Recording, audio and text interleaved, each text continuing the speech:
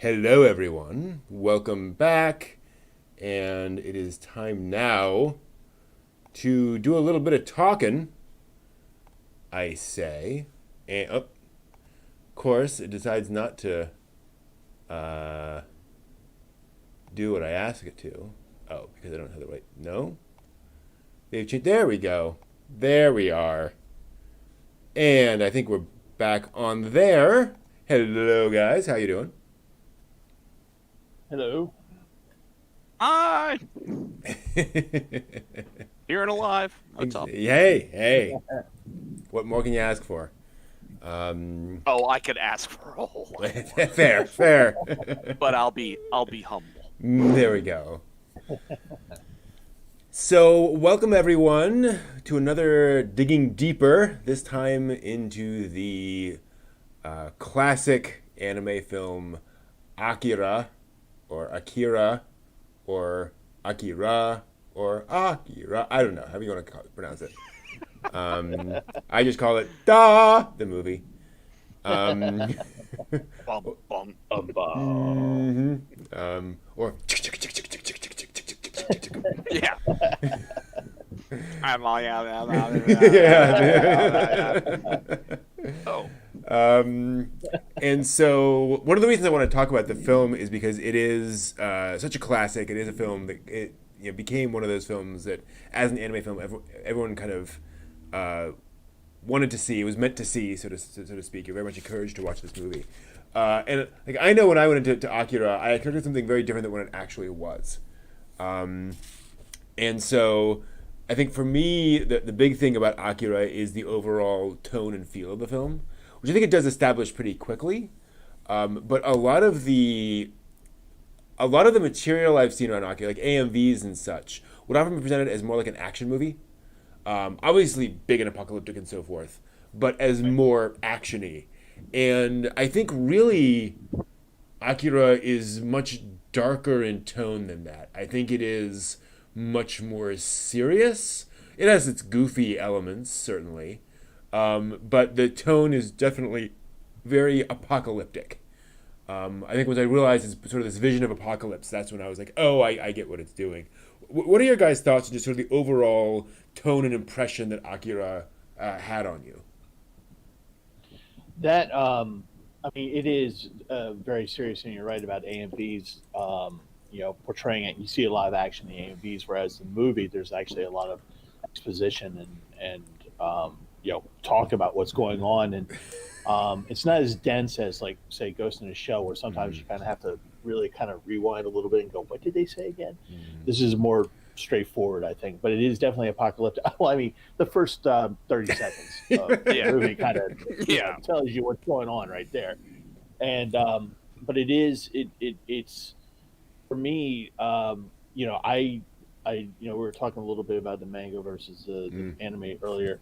I saw the movie before I read the anime, or I saw the anime before I read the Yeah, manga, me too. and okay, yeah, and it's totally and then once I learned the reason why later on, but it is almost two completely separate, different stories, but it's Yeah. still the tone of it is just if you're looking for a happy-go-lucky movie, this is not going to be it. But it also reminded no, but it also reminded me of the time of that towards the end of the boom time for Japan in the '80s and going into the '90s when things started getting a little rough, the Japanese economy, and you see a lot of that with Colonel Shima, and he's talking about that kind of stuff, and it's and the thing about this movie is that it is with you the entire way, even in the lighter moments. Everything there's whether it's visually, someone's saying something, something's happening, whatever it is just like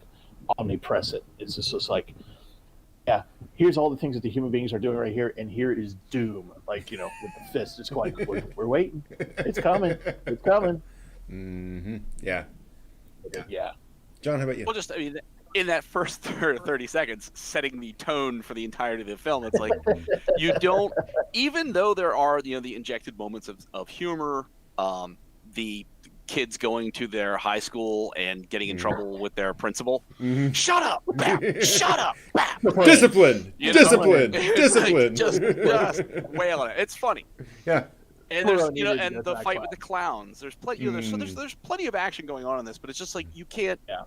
Everything is so tainted from that point forward. If you cut off that first 30 seconds, it would be kind of just a deep inner urban city kind of street punk, bike punk gang. You know what I mean? It really wouldn't have the same kind of like sword of Damocles, because even in not having, I never read the manga, so I have no idea what the two separate stories are, but even in that, after that first 30 seconds, you just have this air of anticipation that something so cataclysmic has happened that it just doesn't bode well for anything that's going to happen from this point onwards. So either it's going to be a cataclysm on the small scale, so you're going to have the bike gang, you're going to, interact with these characters, you're going to develop a sort of, feeling towards some of them or one of them or something, and bad things will happen to them, or more societal bad things will occur. So it's like you never escape that sense of like foreboding doom.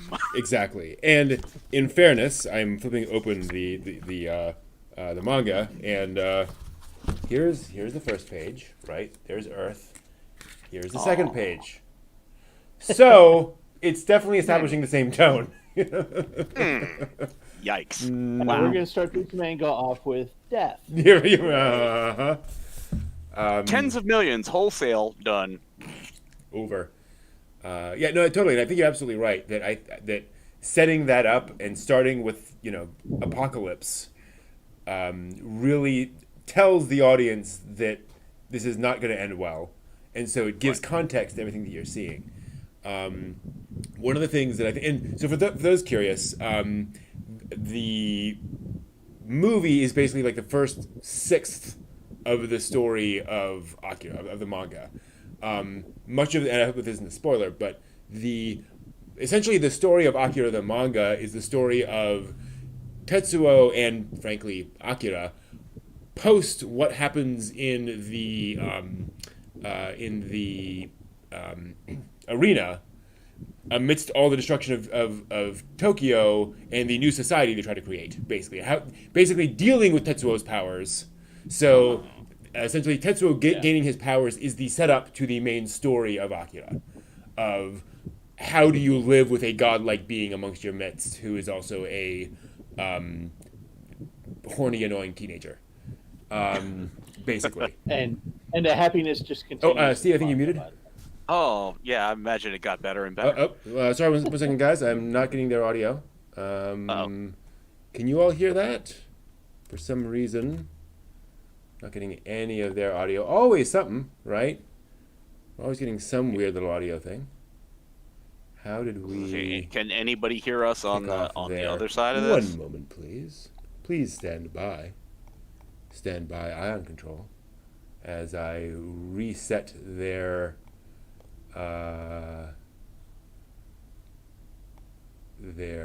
audio.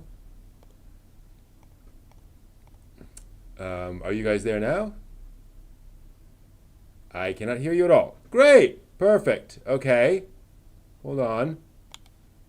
Can I engage that back in? Can I change that? No, that's so bizarre. The audio just completely cut out for them.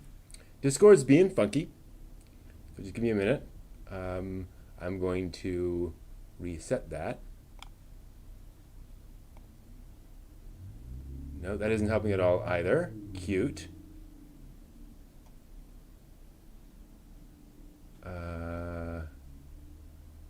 Try that. No. Yeah, it's very bizarre. They have just completely decided that Discord gets no audio at all. No, I got audio there. Got audio there, and it's not coming in over out of Discord. Great. Okay. We will try this. when all else fails. That probably isn't going to do anything.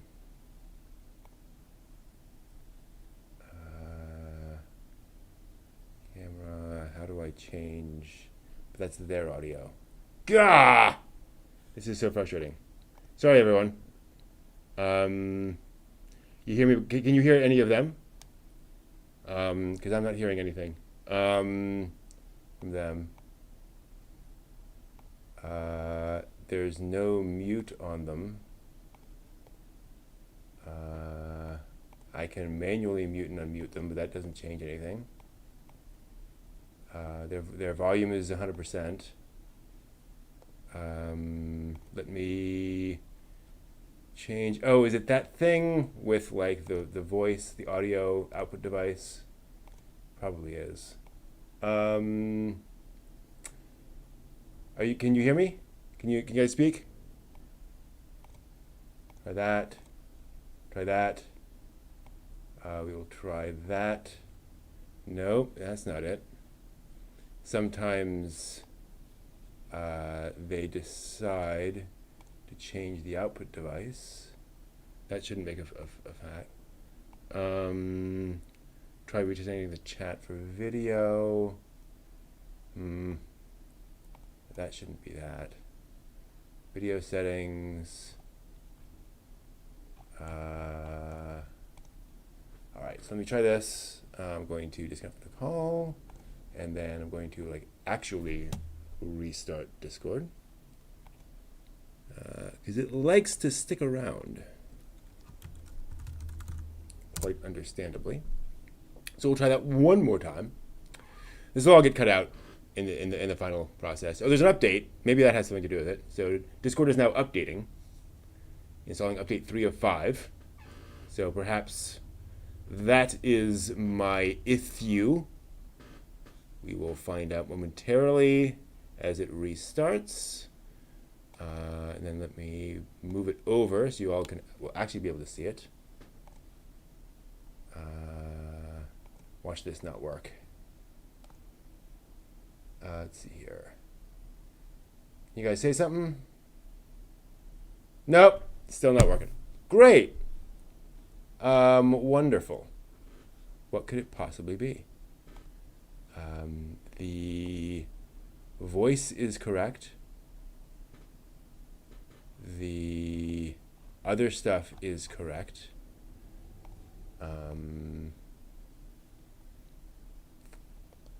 I will try muting them again. No. It's just decided not to do anything. Unless maybe it's, there's something else. Oh, there we go. Okay. Bruh! It's okay. It's all right. It's fine. Hardware issue. The connector on my audio cables got unplugged, and so we weren't getting any of your audio. Okay, so that's what was going on. All right, we'll get back to it here. We'll make it work. All right, apologies everyone for the confusion. There we go. We're back. It's all good. Everything's fine. Apologies. Where were we? Dark tone. So it is about Tetsuo living with his powers, basically, instead of just what happens in the movie. So that final piece where it's sort of I am Tetsuo. That's like basically the entry into the manga. It's like that world. That's basically the end of volume 1 or volume 2 of 6. It'd be volume 2. Okay. Volume 2 of 6. And then after that, it's him living in and establishing his society very broadly in Neo Tokyo. Interesting. Mm-hmm. So very different in sort of themes and such from the movie. Obviously, some of the same stuff is there, but that, and there's much more expanded roles for a lot of the characters. So there's a great panel of Tetsuo kind of like standing there with his hands in his coat, pocket, looking down at Akira. Akira's just playing. What was he playing or drawing? I don't know what, but he's being a kid. Akira, this godlike being is being a kid. Right. And there's Tetsuo kind of looking at him. Just the Tetsuo look on his face was just like, I gotta deal with this little. It's one of the great elements This is my tour guide to immortality. Great, right? Yeah. It's one of the great things about the manga, and I don't think it's a spoiler to say this, is that so Akira apparates and is an ongoing character in the manga, and so Tetsuo has this figure where he's like, I need him, but also he is vastly more powerful than I am. So I can kind of lord it over everyone else, but I have this weird relationship with Akira because he could just like remake the world in an instant, as far as I know. Wow. So Tetsuo has to kind of tread lightly in some ways around Akira. Well, Akira's just going, whatever. Happy-go-lucky kid. Yeah, it's like I'm past all that. It's all fine. So let's talk about some of the themes of this film, because I think one of the things about Akira is the fact that it's not a particularly complex film in terms of like the plot, in terms of getting from A to B, but there's a fair amount of subtlety in terms of the different pieces to it, and it is kind of weaving in a lot of stuff. And I think one of the things that surprised me about Akira is that one of its themes is kind of friendship and companionship, and the fact that like that bond between Kaneda and Tetsuo is ultimately really what was keeping Tetsuo going all the way through, despite the fact that they're all these punk kids. Well, Tetsuo's initial backstory in the movie is just if you pay attention. The first time I watched it, I really didn't get it. Wasn't really paying attention to that part of the ethos. But then when you watch it again and you realize what's happening to Tetsuo as a little boy, where basically his father is just like going, I can't take care of this kid. Here you go. And the guardian woman of the daycare or orphanage. I was gonna say, I thought it was an orphanage. Yeah, orphanage, and takes him, and they both bow, and the guy cannot bow quickly and run away enough, fast enough. And so Tetsuo is completely abandoned. It's not like he was just left on the doorstep and then somebody knocked on the door and ran away. There was a whole formality to it. Well, and you see the shot of him at his door with all of the mail, piled up in the door. So clearly they're gone. When he comes back home, they left his butt behind, and just that touching scene with Canada coming. Did I say Canada? Canada? Canada? No, Canada. Canada coming in and saying, "Is this yours?" And it has that little action robot figure, robot, and they just kind of bond over that. And then just that montage at the end. And it's funny how that montage happens at the end. Yeah, you kind of get an idea, but then you get a little bit more disturbed feeling, and I wish that there were successive movies that went along with the manga to this, because you realize that here's this guy, I am Tetsuo. So here's this godlike being with a really messed up past. I mean, is that that so totally. One of the things I think is interesting, like the first time you see Tetsuo and Kaneda, it's with Tetsuo on Kaneda's bike, and Kaneda coming out and going, "So you think you can handle it?" And Tetsuo being all, "I'm 15." And it's great sort of character, because you can see Kaneda's not he's not offended, like he's not threatened by Tetsuo at all. He's just like, oh, you think you can handle it? Yeah, sure, whatever. You should get whatever. Kaneda's not even everything going on in Tetsuo's mind is not even registering with Kaneda, right? It's completely different levels. It's one of the things I liked in the manga, which I think comes across more in the movie. More I thought about it, is that Kaneda's a moron. He is just a complete idiot. Yeah. Well, it's like in the destroyed stadium when he's yelling at Tetsuo, like, "Come out here and fight me! Come on!" It's like, dude, the guy's got like godlike powers. and you're seeing this happening in front of you, and you're just like, oh, I'm gonna And punch you somewhere. Tetsuo's response to that is just classic. He's just like, "The hell are you doing? You know what I can do to you Yeah. right now?" Well, and that's one of the interesting things, though, is that, and this is something I forget how long it took me to catch on to, when Kaneda first comes up to Tetsuo in the ruins of Akira's lab thing, and he first has the laser gun. He comes up and he is deliberately trying to cheese Tetsuo off.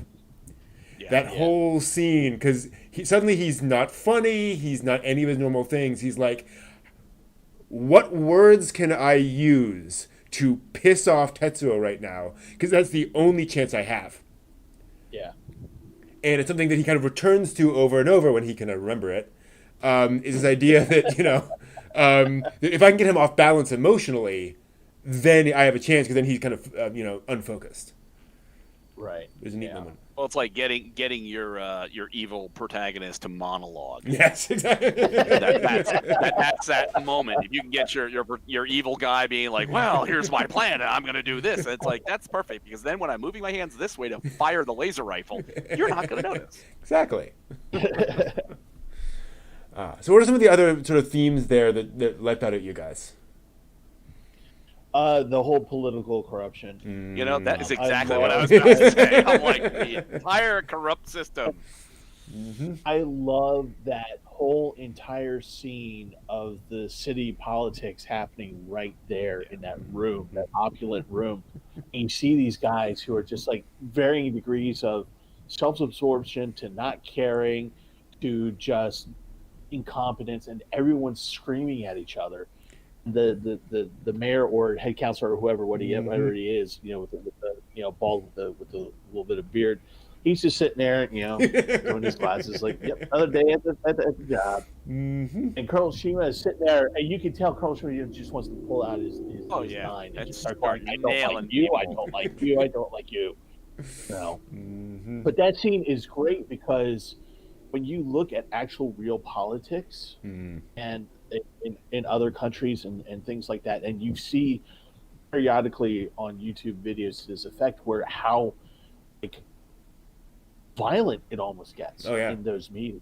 Like when you look at the Japanese parliament, the South Korean parliament, and they start getting at each other, and they get in your face. Heck, it's no joke. Look at Question Time for the Prime Minister of England. I know, right? Well, a few years ago, there was a video about the Indonesian parliament, and it was the video that somebody grabbed the microphone little whip stand thing and just started hacking away at the opposition. And it's just like, okay, so when you had the two older guys like, "Shut up, you old coot! What are you doing? I don't know what," and then all of them turn on the colonel. Mm-hmm. It's your fault. They're like, oh wow. Somebody's got to be blamed. Somebody's got to be blamed. Yeah. Well, somebody's got to take the heat. They're all politicians. Yep. Then I love how the connection to the revolutionary guys is a rat-faced looking guy. Yeah. With a heart condition. That's always a great place to be in a high stress job. Rat-faced little punk. With a heart condition. Well, and that's another thing that I think helps to motivate Colonel Shima is, and again, one of those things I don't think a lot of folks notice the first time around, is that Colonel Shima's on his way out. He has nothing left to lose. He is trying to hold this together as best he can. But one of the reasons he can pull all these resources together is because he's like, screw it. Like, they're going to fire me anyway. I'm going to do the best I can in my situation, and, politics be darned. Well, I mean, at the very beginning, doesn't one of the council members say to him, "If I were you, I would put your affairs in order"? Yeah. Yeah. Mm-hmm. Yeah. Yeah, but no, absolutely. He's going to be hung out to dry as the sacrificial lamb for the disaster that was looming. Now, Brent, you would know this because you read the manga. Isn't it interesting how they reused the character in the anime at where the guy in the suit is trying to arrest Colonel Shima right before Colonel Shima says, "Okay, right. over." And in the manga, he's actually a spy for Colonel Shima. Right. Yes. Mm-hmm. Yeah. So his own So they spy kind of arrests him or tries to? No. In the movie, he plays a different character. He plays Mm-hmm. a official of the government. In the manga, he's actually a spy for Colonel Sheen. Oh, okay. Mm-hmm. Interesting. It's Yeah. kind of a difference between the anime. Yeah. And Well, the religious leader is essentially Yes. has a very different role. I will not spoil it in the manga. Yeah. Very very different. Like that is an ongoing character with like stuff to do throughout the manga. But just kind of became as a side character, and because he only have so much time. All right. Yeah, and it doesn't die a semi-humorous death in Save me! the movie. Yeah, the sliding off of the road bridge into the sea. Hit by a car on a bridge, sliding into the sea. You can't get more Well, and F than exactly. Well, what I also found interesting, speaking of the political corruption, is how it's implied that a lot of the industry of the city is reconstruction and rebuilding and all that kind of stuff. And I find it interesting the implication of the tie-in to the fact that all of the construction in real Tokyo after World War II was this real dirty business with a lot of politicking and a lot of money changing hands and so forth. So I wonder if that isn't sort of playing off the audience and go, oh, I know what's happening here. All these people are, dirty money, getting all this construction work done. Yeah, definitely. It seems to be a thing. And of course you have that wonderful scene with the rat face guy with all the money. And there's a good example of where, translators, as an American, especially as an American, like 16-year-old watching Akira for the first time, I didn't know that was money. All those things he's stuffing into that thing just look like certificates or something. I don't know. Well, a number of them are. A number of them are like stock certificate kind of documents. Yeah. I was like, that would have been nice to know that. He's getting away with all the cash. Yeah, he's hightailing it out of the state. and going back to the storytelling. Wouldn't you like to know how those guys wound up in the bathtub? Dead in the bathtub. I mean, you know how they got there, but you don't see them how they got. So as he's trying to close the overfilled case. Oh yeah. And you walk back and you see that, and you see like his servant and his political appointee are just stuffed into the tub, and you're just like, which he wasn't physically capable of doing that. Right. But I mean, it might have been a last man standing kind of thing. So it's like the guy who was burning stuff, his assistant there, he might have, it could easily have been the off-camera thing was like, okay, you finished burning those, shoot those two.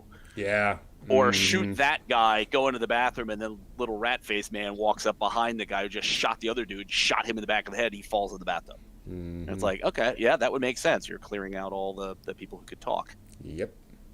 Also known as the beginning of one of the Batman movies. With Joker in it. Remember the whole scene? They keep killing each other. Right. As they're going through the heist. Oh, okay. Yeah. I don't remember anymore. Probably it's been a long time since the Batman things. I'm just kind of curious as to the start of the film talks about after World War III. Yes.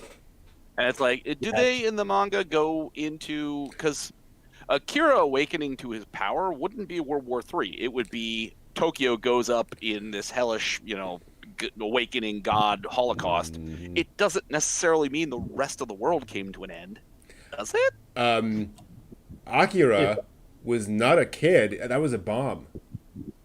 That another foreign power exploded on Japanese territory. So we need to go to war. Interesting, because that's not really they terribly clear about why there is a World War III. I'm like, okay.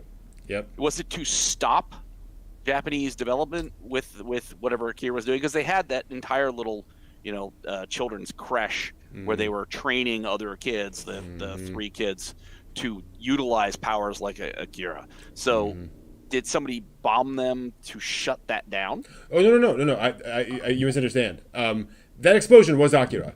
The Japanese government said that explosion was a foreign power exploding a bomb on Japanese soil. That was a cover-up.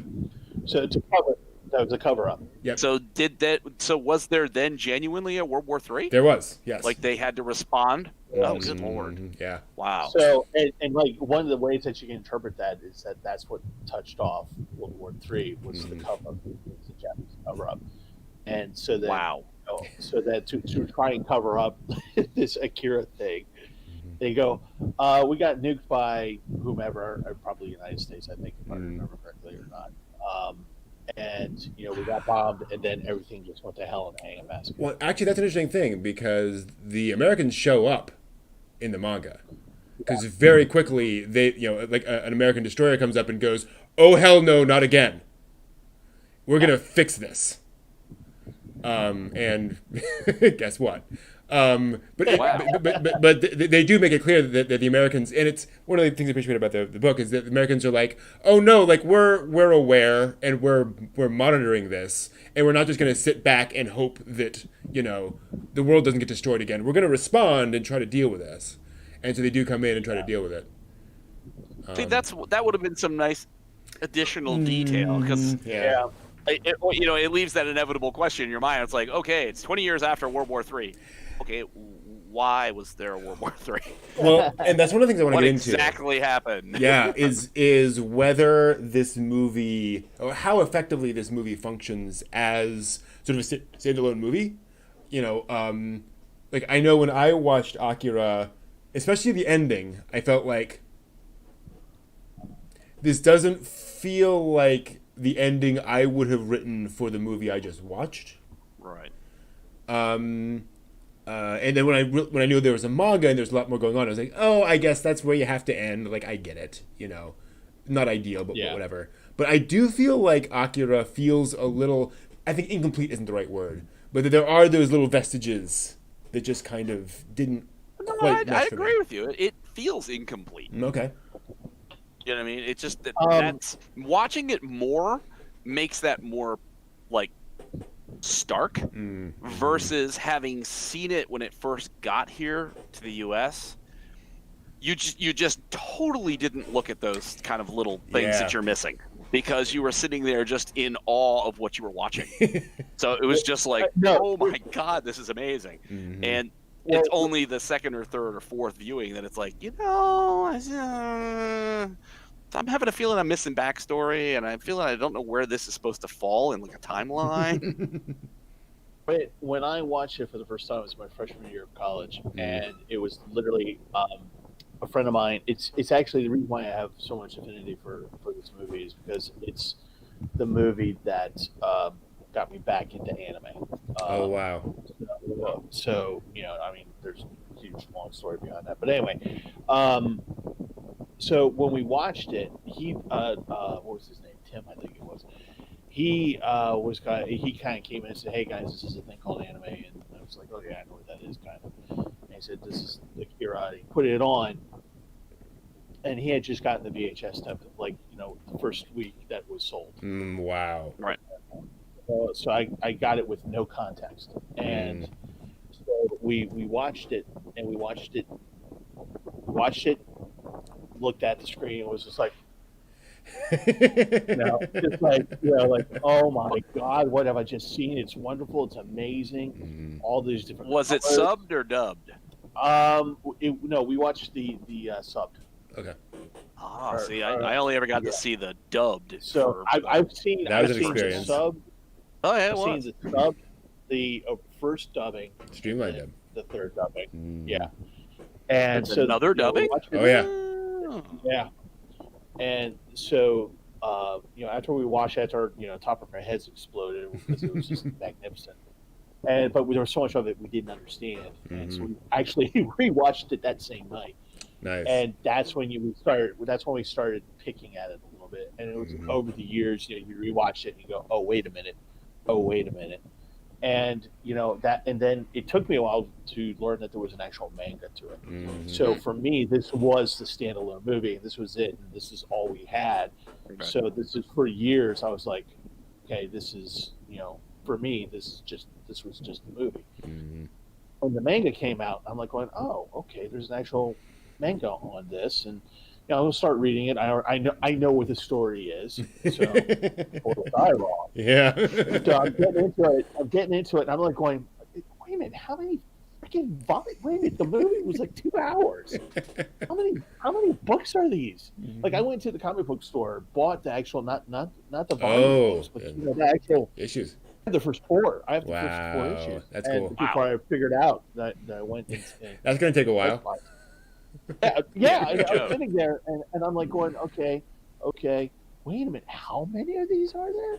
And then of course the story was totally different, but it does create a little bit more backstory for the anime. I think the movie wasn't so much incomplete as it was, there was an ending that you had to really stop and think about. It was the first time that I had really watched something that was like, here's an ending, you're going to need to think about it and kind of wonder what this is. What did you just watch?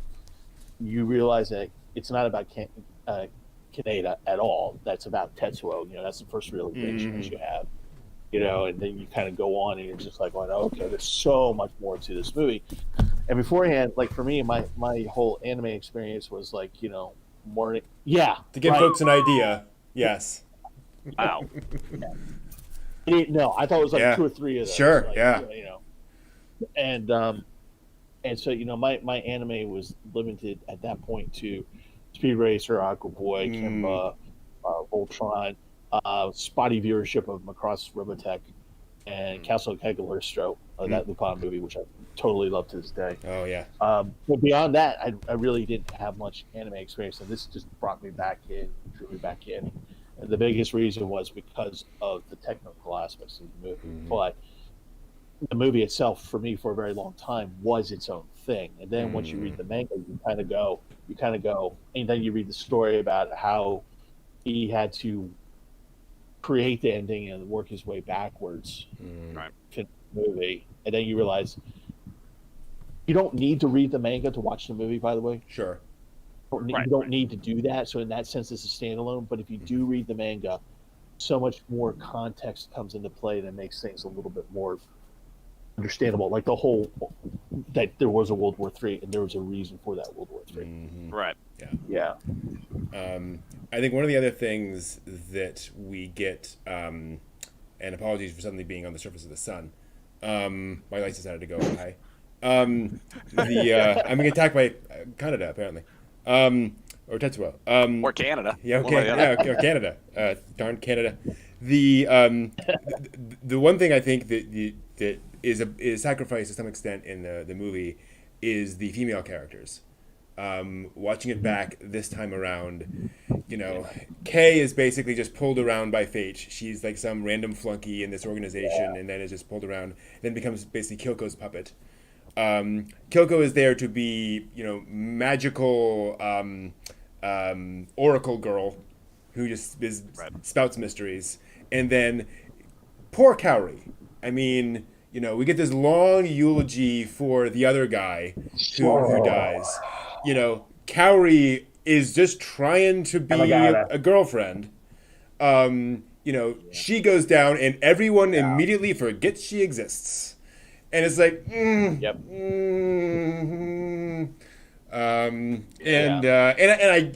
I will acknowledge the fact that these teenage boys are not exactly the most, sensitive souls in the world. But still, the movie, from a feminist perspective, this movie does not make a lot of high marks. And the manga, at least, those characters are more fleshed out. You get more going on from them. But I think just the structure of this did not help that a lot. Yeah, you're right. Yamagata got more of a eulogy than anything else. He even got his own bike smashed into a Exactly. Yeah. I'm gonna give Yamagata his bike in the afterlife. Here you go. Boom. And then Kaori is, Tetsuo tells her to shut up all the time. She gets beaten up, almost raped. All these horrible things happen to this poor little girl.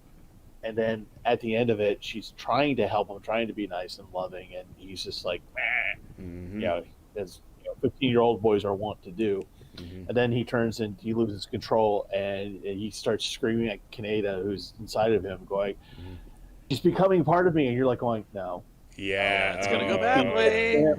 And then you see the scene where she it's just like, she gets squished. Mhm. And did we really need to see the blood bubbling? Oh, yeah.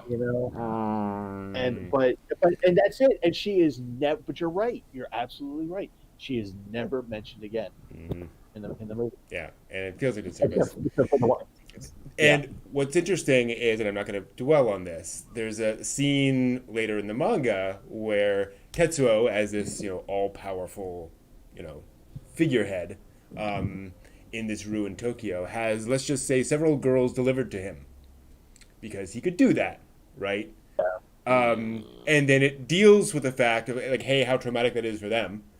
And then B, like, what that's doing to him. Like how messed up he is for that kind of a thing. Yeah. Which is what a 15-year-old boy would do in that kind of situation, right? Like, you can totally see that happening to a biker gang guy.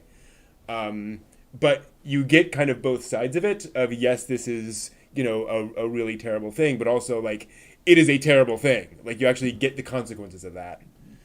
So. Well, it's kind of funny that the way Tetsuo is reminds me of Ron Howard in Twilight Zone episode where he's this little kid. The kid in the and he's cornfield. Yeah, and it's like he's got all these crazy powers, and everybody has to smile, and everybody has to be happy around him. Oh, that yes. Because if they're not, he uses his crazy whatever powers, and people go to the cornfield, people turn into things, people disappear, and it's like that's Tetsuo. It's like he's got all this power. It's like that would be that would have been interesting to see the manga part of it, where this is fleshed out more than the movie's just he's really powerful, he loses control, and here's the end. Well, and it's one of the reasons why I think, and again, once you piece this together in the movie, Akira is this little boy, and when he comes to his powers and kind of ascends, it's apocalyptic, but it's very controlled. They don't realize that Tetsuo is so messed up. So when Tetsuo starts sort of flaring up, the only experience they have is when a 10-year-old boy did that, or however old Akira was. So, the fact, so we know who Tetsuo is. We know that this is going to end very poorly for everyone involved. But the military is just like, well, we'll just capture him and drug him up again. It'll be fine. Yeah, you see, their first clue should have been when he started exploding people in the hallway. Yeah. And they should have gone, who's the quietest guy with a gun can sneak up on behind him and shoot him in the head? Okay, for those of you who haven't seen Akira, there's wonderful death scenes in this movie. And completely, amazingly detailed in the span of time that it happens. So again, some of the I shouldn't, but some of these deaths make me laugh when they're in the kindergarten room, and the big column with that one guy. And you see the guy just kind of going down. Yep. And then you see the guy next to him, and I could just see myself being the guy next to him, going with the gun, going, nope. Throw that gun. I'm going to live in the country and make haikus about flowers because I don't need this anymore. Just to hightail the hell out of it. This is what happens to red shirts when you sign up. Right. So many of them die such horrible deaths, and his supporters too. I mean, that laser gun scene. Jesus. Like I really loved, and one of the kind of idiosyncratic ones is that one where Tetsuo first kills in the hallway. Right. And seeing it this time, I realized what they do in that scene is that because he kills the guys right under a light, it gets dark. Yeah. Everything else has been very, explosions and violent and very, very visual, very right there. But instead, you see less. And it's way at the end of the hallway, and you're like, what did... Oh. And then as you walk right, you see the hand. Yeah. Well, as he's walking, you also hear the squishy, drippy noise. Where it's like, oh, you just popped those people like a meat puppet, didn't you? Mm-hmm. Pretty much. That's been that scene from Elfin Lied, where she just uses the bodies. She just uses the body as a shield, whatever. And you're like, okay, there's that. But there's this movie from 1988 where just people just thought you remember those deaths a little bit more vividly because they were vivid. I mean, they didn't play around with that. Yeah. That was. And what's also interesting about the violence in Akira, which it took me actually this watching to really realize, is that I cannot think of a single satisfying fight scene in that movie. Where like you get two people fighting and like a payoff, and like one person is the heroic winner. Everything's dirty. Everything, there's flashes of violence, and then somebody just hits the ground. There's no sense. There's no conclusion. Yeah, no, exactly. And it doesn't even feel like for a movie with a lot of action sequences in it, there's no sort of glorification of beating people up or violence or whatever. It's all just this very desperate thing. And it also gets into the fact that when they're fight. Go ahead. I was gonna say when they're fighting on the overhead highway, guy gets hit in the neck with a pipe with like all kinds of stuff. He shrugs it off, and when the cops show up, that same guy, there's no payoff. He just jets off on the bike. Mm-hmm. It's like, well, what? Okay, so don't we have the big boss fight or something? No. Right. So the closest get to a big boss fight in that first part of the movie is between the leader of the clowns and Kaneda, and it's not really much of a fight. I mean, it's just a game of chicken. He loses. Yeah. And the cops show up, and it's just funny just watching that scene leading up to it where they're causing so much freaking chaos in the city. They blow up the one dude's car with a Molotov cocktail. One of the characters knocks a bike into a restaurant, presumably killing one of the patrons who was just like, wait, what's going on with everybody? Running away from them. And he's like, wait, what's going on? Bike to the head, and but the kid stops and looks in, and with satisfaction, and he drives off because he's just like, I knocked him down. And that's one of the things I wanted to bring up is, this is late 80s Japan. Biker gangs are a thing. Right? Like this is not some theoretical thing. These are actual dangerous things, and they were in no way represented heroically in Japanese media. So to have a movie have that as your protagonists, and then very early on show, and these are not like these are not heroic rebels. Like no, they are throwing Molotov cocktail. No, not them. But this is dirty street fighting just because, basically. Yeah, the bar they hang out where you can get pills and stuff from behind the bar. So it's the underground drug scene. By the way, that's the name of the gang is Capsules. Oh right, Kaneda's gang. Kaneda's gang. With Kaneda's pill on the back. Yeah. Was it good for health, bad for education? I think that's the slogan. Yeah. Well, they're getting real educated, as you can tell. In that that Soviet era, school. Yeah. Oh. Well, and it's and that gets back in GameEscape in the chat is mentioning the Akira cityscape. I think it's absolutely true. The depth and complexity of that cityscape presented to you is really a character in the film.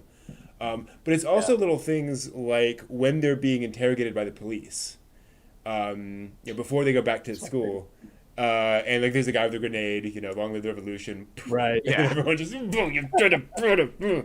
but then the camera pans up and you realize you're in an auditorium. Yeah. It's like a sports stadium thing. And like this is something set up very specially because one of the children disappeared. And so suddenly the police are mobilized to do this whole big investigation thing. They got to do something real quick. And it's one of those little details that I think like consciously you notice, oh wait, this isn't just a regular police room. But then when you connect all the dots, you realize, oh, that's why, because of all this.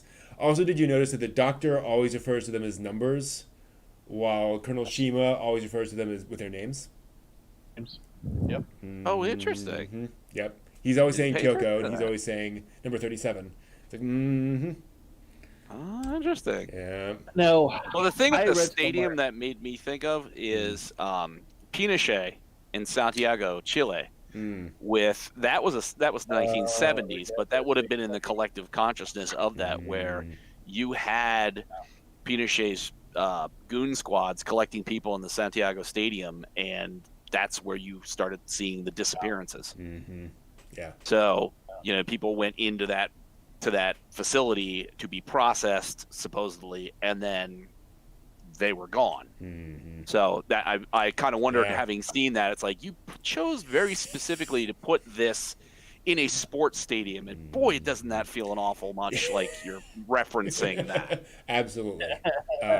Well, and then you go outside, and there are all of these armored trucks coming up with all of these people, and you're like,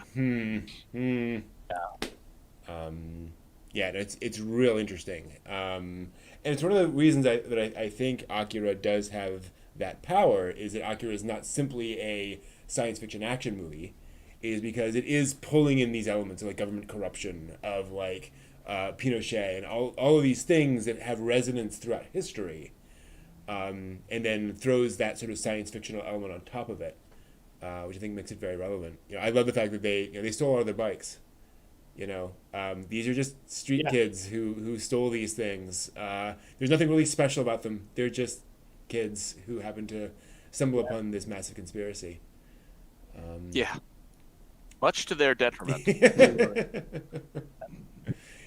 probably just like, we just stayed in a bar, popped capsules. Exactly. We have to, Mm-hmm. No. Yeah. Goodness.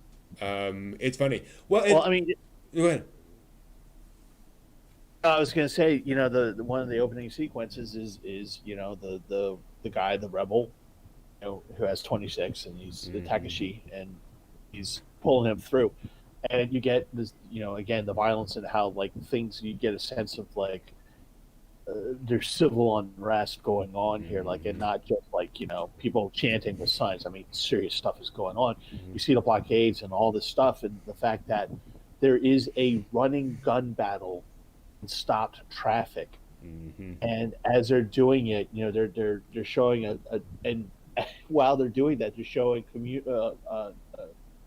commercialization of like these dogs, and they're like, there's a happy food, and I'm happy, and I want to eat this, and combined with the German Shepherd, the German Shepherds, and German Shepherds, and so there's this little kid who's sitting in the car. And he's watching the thing, and then he sees the German Shepherds. He sees the blood, and then one of the German Shepherds jumps up, and guy just does an excellent headshot to one of the dogs, kills the dog, and goes onto the car. And the kid is just like, ah. But then, as the gun battle moves on, what do you see? The little kid's just like, ooh, wait, hey, what happened? Yeah, there's more. Totally. And to me, I if I had been that little kid, I probably would have been like sunk down as far down as I could. Just going, it's okay, it's just sucking on my thumb, because that's not something is normal, but in this world, it is. And I think it's what the rat-faced guy says is, the city is overripe. It's become violent, it's become decadent, it's become this thing, which I think one could certainly apply to late 80s Japanese society. A lot of folks were saying that about that society, which again gets back to that. But it's one of the funny things is there is a lot of those interesting little moments that are almost funny in that way. I was struck by the fact that when Tetsuo goes up to deal with Seoul, the Seoul satellite, and then Kaneda's down there, and they have this whole like almost Benny Hill sequence of all of the pieces dropping, and Kaneda jumping away from all of them as they're coming down, and it's like legitimate, like it's clearly comedy, like it's meant to give you that little bit of relief in all of that, and then there's moments, and I don't think this is meant to be funny, but like when the scientist is looking through all this data, and he goes, if this is right, then this means it is the birth of a new universe. And I'm thinking, so you have a birth of the universe sensor. Like you have a way of telling that this is the birth of a universe. Like, how do you sense that from this data? I don't get that. It just seems like a jump. All I'm saying. And why, if he knew that, did he just continue sitting there watching that thing? And it's just like, wouldn't you have run?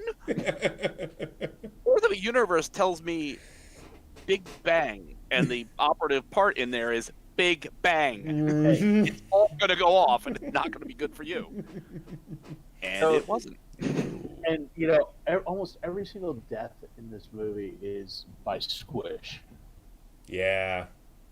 squished some ways or mangled somehow, because that's how the Doctor ends up. Mm-hmm. It's the creation of a new universe, Mm-hmm. and everything is just all mashed up into the machinery. You're just like going, "That's a horrific way of dying." Yeah. That's. Yeah. Pretty I'll bad. take a gun. I'll take a gunshot to the head. Thank you very much. Yeah, much like the revolutionary trying to get the kid out. Right. Yeah. He was dead. Let's just say he was. Yeah. At the end of that, he was dead. There was no question about that.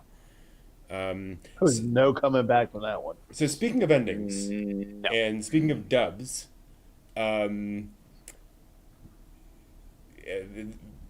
those of you watching who might remember the original dub, the long remembered streamlined dub, I'll put it that way, which is people have lots of opinions about. The very final line of that movie is, "I am Tetsuo!" Basically. Yeah. Yeah. That's how they decided to end that.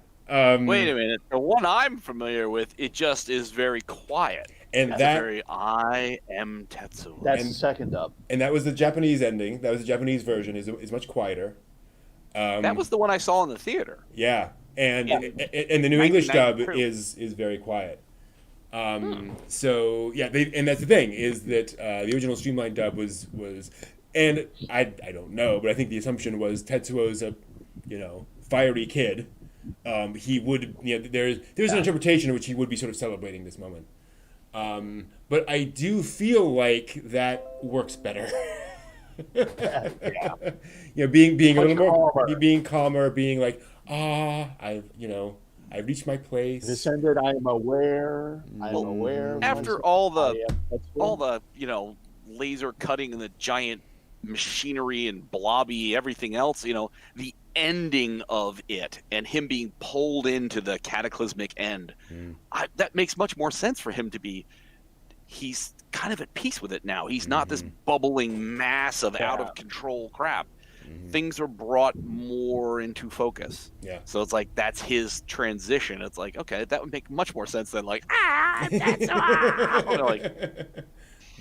Yeah. unless you're screaming in pain, it's not like a scream of victory, man, because that was not going well at the end there. No. Oh. Yeah. Any other What was thoughts? the name of the? What was the name of the anime that Otomo was inspired by? It begins with a Z. Mecha anime robot, kid robot. Mazinger Z? He named all the characters. No, it's Zambot 3? Zambot? Might be Zambot 3 or another one. Zambot was 78. Well, the reason I say that is because I read somewhere that Colonel Shima was a take on the professor character of that. The name came from the professor character. Number 26. The numbers are the I think number 26 or 28 is the number that was on the palm of the mecha. Oh. Interesting. God, what is the name of that? Yeah, it's not Zambot 3 according to the internet so far. And the internet never lies. The internet never lies. Never lies. We'll have to look that up. That's interesting. It would not surprise me 1 second.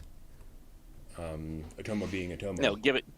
Well, as I say, most creators have what is that the Disney one? They keep putting A112 on things where it's like, oh, that's the Cal Arts room for fine arts and drawing. That's the actual room number, and it shows up in license plates and like pictures and stuff. It's like, yeah, these are Easter eggs. Princess Leia is in Neat. Subblock 1138. THX What's that? 1138. THX 1138, and then she's in the subblock. Oh, yeah. It's bits and That's pieces. right. Wookiee is first spoken in THX. Oddly enough, that word. Really? Yeah, it was there's a scene where you're hearing radio chatter, and it gets like weirdly modulated, and somebody says, "I say a Wookiee on the on Highway 28 or whatever," and it just came out as Wookiee. people heard it like, "What's that word?" He's like, "That's a good word. I'm going to use that word again." Tetsujin 28. Oh, Gigantor. There we go. Very good. Gigantor. Yes. Huh. That's interesting. I will have to look at, and unfortunately there are, it looks like the music is composed by a guy named Akira. So Googling those things is going to be complicated. The entire film is an homage to that dude's musical score. There we are. Awesome. But that is interesting. Akira is number 28, right? Or is he 38? 28? 28, I think. 28. Yeah. Tetsujin 28 go. There we go. That's a neat little connection there. And Tetsujin is the final, successful robot out of all the experimental robots. So yeah, I think you could see Akira as being sort of jumping off from that idea. Yeah, that's cool. Anything else you guys wanted to bring up about this little comedy here? It's fun little rom-com. It's such a yes. I mean the back and forth between Kay and Kaneda is just so charming. Exactly. So charming. I was gonna say for its time, they obviously had all the monies to make this film. No kidding. They had all the monies for this film. Because there's an awful lot of anime out there from the 1980s that looks nothing like Akira at all. Yeah, I do not know. Appalling. No offense, but it just to the modern eye, a lot of the 1980s animes look terrible. And then you look at Akira, and it visually holds up today. There's nothing that's really super cheesy, terrible about it. So they had all the money to make this thing, and that's just pretty damn nice. 24 frames per second, 160,000 frames. They had a $5.5 million budget, and they made new colors for that movie. Like invented new colors. Yeah. It was insane. Yeah. So imagine just being drunk in college, freshman year, watching it and just going, "That was awesome!" Hell, I don't understand what I watched, but it was awesome. Well, that was the movie theater experience, and none of us were drunk. It was a room full of people in Northampton, Mass, sitting there going, "Oh, ha, oh," and then everybody wandering around the streets, being like, "What do we see? What was that about? What the hell happened? I don't. Explain something to me." As Rebecca put on Discord, on September 24th in select theaters, they're going to show Akira in 4K. Okay, in 4K. Wow. So it's about as close. Yeah, it's about as close as seeing it in like Japanese theaters in 1988 as you can get. That's gonna be a time. I bet you it's gonna be on a Thursday. It is a Thursday. At a time I can't ever get this. Bastards. Yeah, I'll sneak a camcorder to the theater. That should be easy. That'll negate the entirety of the 4K experience and run it right back to VHS. Like, hey, look at it, it's great. It's just like VHS. Kill me. Yeah. Cool. That is Akira. I still, and I mentioned this in the Discord, I have like, I feel ambivalent about Akira still. Like I'm impressed by it, but it's still one of those movies that I don't like, but then I don't know that I'm supposed to like it. Like it's not a film you necessarily do like. It is just, it's an experience. It's a thing that happens to you in a lot of ways. Yeah. Cool. All right. Then Taiwan everyone. Hello everyone in the chat. Good to see you. Welcome Manav. Haven't seen you around. Hey Jay, Matt, Game Escape. Good to see y'all. I'm gonna put us all on a quick trivia break. We'll be back. I will talk about some of my favorite anime, some anime history, and then we'll go into the news, which should be fun. News. And so I'll be back in a few moments. I will see you all on the flip side.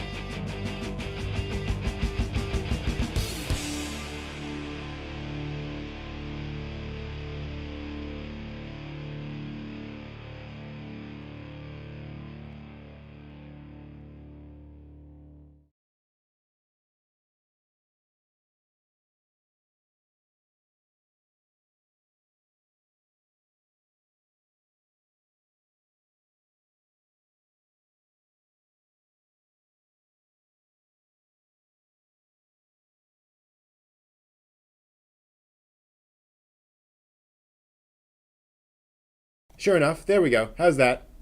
Sorry about that. Always something. Thank you all very much. Happy Saturday. Hope you all are here and enjoying yourselves and having a good time. Yeah, exactly. So yeah, we are here on a Saturday night. I got my tea. I'm enjoying myself. This is just plain tea this week, just for simplicity's sake. And so I am going to go ahead and I gotta move something over. 1 second. So I can talk about something I like because I had some other things on the screen that were not the thing I wanted to talk about. Always helps when things are kind of set up there, right? Because I want to tell you guys about something I love, which I'm not sure how much I've talked about on here, but I'm going to talk a little bit about kadocha. So this is a little segment where I like to talk about just some anime I love. And the anime I'm going to talk about today is Kadocha, Child's Toy, Kodomo no Omocha, in its full Japanese term. This is a anime series from the early 90s about a very wacky little girl named Sana-chan and all of the things that she gets into. And you can tell from the style, it's not particularly serious. It's a very goofy show. Very lighthearted, very fun in a lot of ways. And then suddenly it starts dealing with some of the elements of its story. Sana is an extremely hyperactive little girl who is having some trouble at school with a particular bully. And to my surprise and delight, he is actually a bully. And we find out why he's a bully. And when Sana tries to deal with him as a bully, some very, he does some pretty, serious things to other people. And Kadocha is one of the few anime series I've ever seen that manages to do comedy and drama in perfect synchronicity, bouncing back and forth between them at the drop of a hat and never feeling off key. It is surprisingly, it is gut-bustingly hilarious much of the time, and then suddenly things get serious. And you actually deal with that. And when I say serious, I mean this is about people who have issues and have things going on in their lives. Bullies often have pasts that they are dealing with, and we get to see some of that. And then the story just keeps on moving forward with more characters, more things going on. It's a really impressive show in a lot of ways. And then you get just lots of fun stuff. And yes, you are seeing a camera here on the bottom right of this because Sana-chan is a child actress, and she is on a show where she is one of the kids in this schoolroom. With a very kind of stereotypical, let's even get a Japanese comedy actor as her teacher. And so already you're getting kind of show within a show going on here, so there's a lot going on. The director of this is Akitaro Daiichi, who has a very wide career in comedies in particular, but a lot of other things. The first adaptation of Fruits Basket, a bunch of other things, including Now and Then Here and There, which if you know that he can do drama. And so Kadocha was one of his big breakout hits, where he was able to kind of do everything. He actually describes Kadocha as the first anime he ever made where everything came together and everything kind of executed effectively. And he said, nothing against my previous works, but it's whenever you're doing creative stuff, some things kind of work better than others and kind of thing. But Kadocha, okay, I can now execute the things I want to execute, and everything kind of comes together. And by the end of season 1, they're executing on a lot of drama. This is kind of a full drama series by the end, with some of the stuff going on. And it's one of the things I love about the show is it can do that and then be just really goofy and fun at other times as well. It is just a really interesting show. And it's one of those shows where if you've seen the show and you see these characters again, you're gonna go, that, and they had oh yeah. This show goes places. It's really impressive. There's a lot going on here. Do not be fooled by the simply kiddie aspect of it. The show has heart, and it also has a brain, and it has a funny bone. All of those things going on. So I just love Kadocha. It's a really lovely show. Be aware, there's some comedy in here that plays around with some, I'm going to call them adult themes, in the sense that, for example, there's a plot line involving the fact that two of the teachers are in a relationship and they're kind of trying to keep it hidden. And so they kind of play around with that a little bit, and the kids finding out about that. And Daiichi never goes creepy with it, so don't worry about that, going any direction that way. There's some moments where you're like, whoa, where are they going with that? But it's very fine. It's just the fact that adults sometimes get into relationships that yeah, so just be aware of that. I love Kadocha with all my heart. It's one of my favorite things. Funimation did license and bring over season 1. Unfortunately, season 1 did not sell well enough for them to bring over season 2. And the only version of season 2 I've been able to find is a partially translated version, I think translated into Russian and then into English. It was not comprehensible by me. So, so I have no idea what's going on in season 2. I really tried watching the first episode of season 2, and I was like, I'm lost. I just don't know. But all of season 1 is available, so be aware it's out there, licensed and easily available.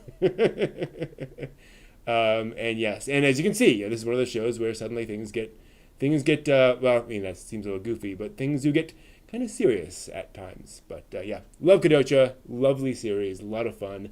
I've long called it the funniest show I've ever seen. And then it just gets it tugs your heartstrings at times, which is lovely. So I just love Kadocha, Child's Toy. All right, yeah, that's an old one. It's been around for a while. Kadocha has, but old anime is also good anime. Not all of it, but much of it. Now that we've done that, speaking of history, let's go back and talk about some history.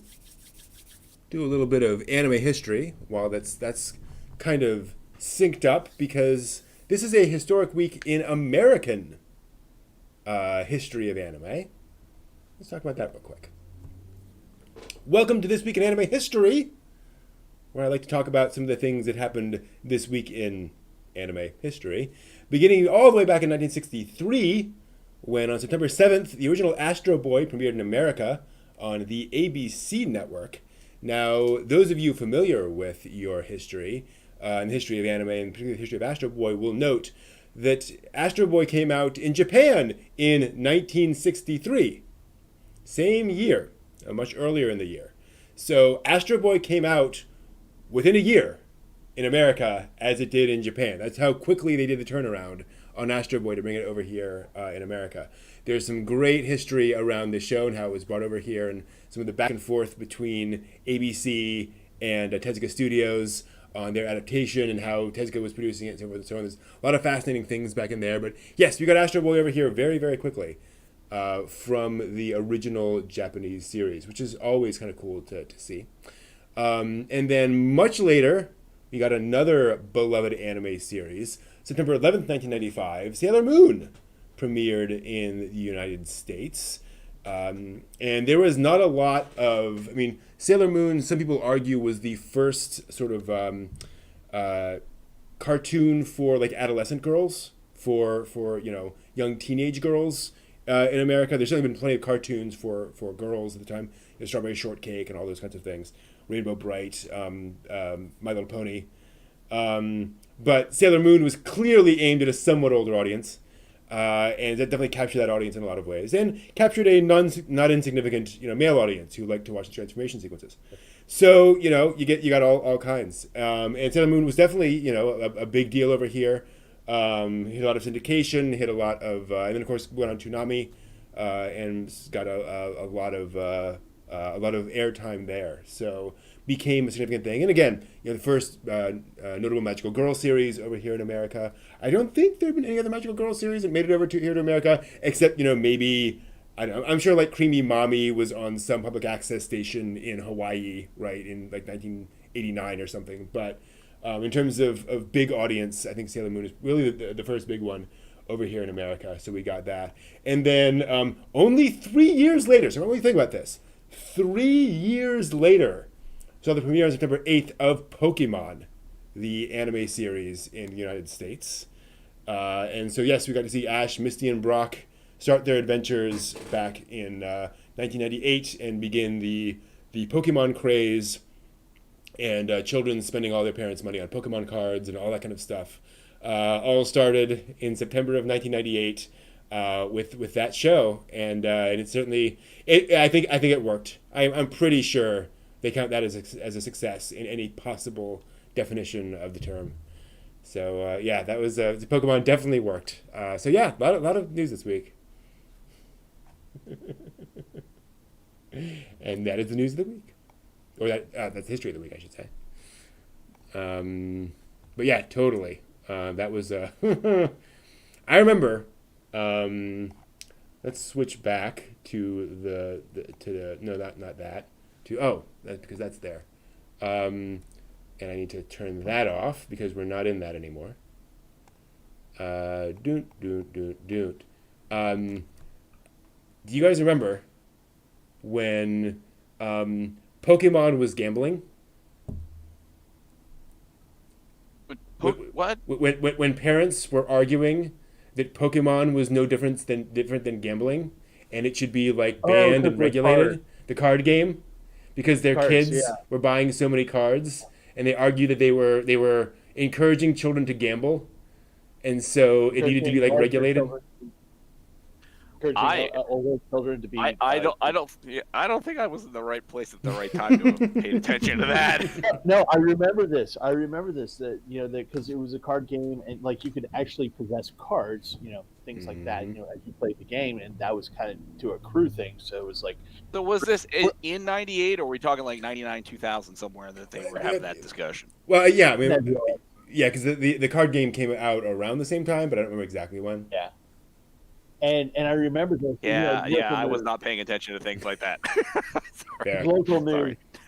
It's local news, and they're going, if your children play Pokemon, you might want to watch this segment. Seriously, because I remember that seeing the TV show was coming on, and it just didn't even rise to the level of me paying attention to it. So I remember being on web forums and hardcore Pokemon fans bemoaning the fact that their anime was now being translated and being cheapened for children. Yes, there were like serious. Okay. I know, and they're like, these dirty children. Wow. They're making it so the children will understand it. They don't get it. Like, jeez. But we don't want to make any money. Just what? Oh, okay. Years and years later, the only connection I had to Pokemon was the fact that I was working at a bar, and someone came in and said, "This is a Pokemon Go stop. Oh, you have there the hell it was on your chest, sir." And I'm like, "Okay, please stand still." Okay. Got it. Thank you. Wow. And I'm like, bye. So confused. Oh yeah. But yeah, no, I had cousins who were into Pokemon back then. Yeah, I was doing the card game. Yeah, I was working with a youth group, so I was dealing with the kids and the parents and so forth who were talking about, oh my gosh, my kids are gambling. What's funny is there was this whole thing. 'Cause I remember reading some of the articles about how we should classify this as gambling, and the lawyer's saying baseball cards. Right. Those have been a thing for a long time, and I don't think Star Wars trading cards. Anything that Topps makes. But yeah, that was a thing. But yeah, no, absolutely. There was a significant switch from Magic the Gathering to Pokemon, especially particularly the younger set. And that was kind of one of the big signs that Pokemon had gotten really big, as the folks were moving off of Magic onto Pokemon. Because Magic was such a dominating force. I'm sorry, I just got an image of The Sopranos where Tony's overlooking a card game and it's Pokemon. That'd be something. Totally. That would definitely be something. Yeah. Thank you, Daniel. Good to hear that. But yeah, no, it's amazing. I've actually been reading up on Magic the Gathering recently, and those cards just going for thousands of dollars, like the really rare ones. Yeah. Yeah. That is a whole industry right there. And I know there's been a lot of that's something that the company understood very early, that these things can be valuable, so let's adjust to that. And also, in fairness, let's be okay with that, right? Like we're not gonna clamp down on the collector's market, whatever. Like you guys do whatever you want to do, Right. but yeah. And then Pokemon and all the holo foils and all that jazz. Well, a fella I work with, he's in his mid-20s, and he came up a couple days ago and was like, you watch anime? I'm like, uh-huh. He said, I broke out my Yu-Gi-Oh cards, and I'm starting to get back into playing Yu-Gi-Oh again. Wow. I'm like, oh, wow, okay. I mean, I didn't realize Yu-Gi-Oh kind of went away like that, but I mean, is it making a resurgence, I wonder? Yeah. Oh. I don't know. Yu-Gi-Oh's felt like something that's kind of always sort of been there in the background. Right. Yeah. I mean, that's one of those card games again. Mm-hmm. Yeah. Shaman King's coming back, so Wow. Sorry. who knows? Yeah. Yeah. Wow. I'm hopeful for Shaman King. I'm hopeful for that adaptation. They have a lot of manga to get through. That's all I'm saying. But here's hoping. Some new Yu-Gi-Oh shows in the last 2-ish years. Solari says, okay, yeah, that makes sense. It's kind of like Bakugan, right? I feel like there's a new Bakugan anime like every year or two. It just kind of happens, and it's Bakugan Battle Spirit Masters or something. It's like, oh, cool, that's fine. Right. But I'm not. Pops up, raises awareness, sells merch, disappears again, and pops up again later on. Yep, just not on my radar. As in contrast to like Yokai Watch, which apparently just suddenly took over the world. Like that show came out and just merch sales, everything. Interesting. All right. Y'all hear that?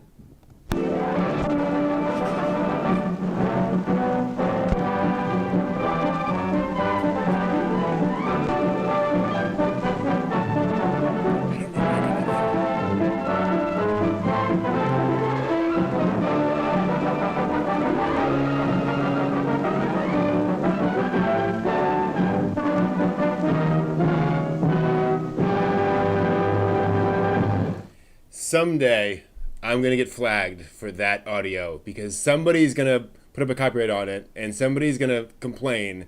And like every third video I've made for the past like 3 years is something going to get flagged because of that audio clip. I just realized that. Oh, well, such is life. Exactly. Yes. It's like, all right, let me just pull up my material here and then we can go ahead and get started. Hello, everyone! Welcome to the latest anime news for the week ending September 12th, 2020. And we're going to talk about a variety of things today. Don't have things pre-written today, so we're just going to kind of go with the flow.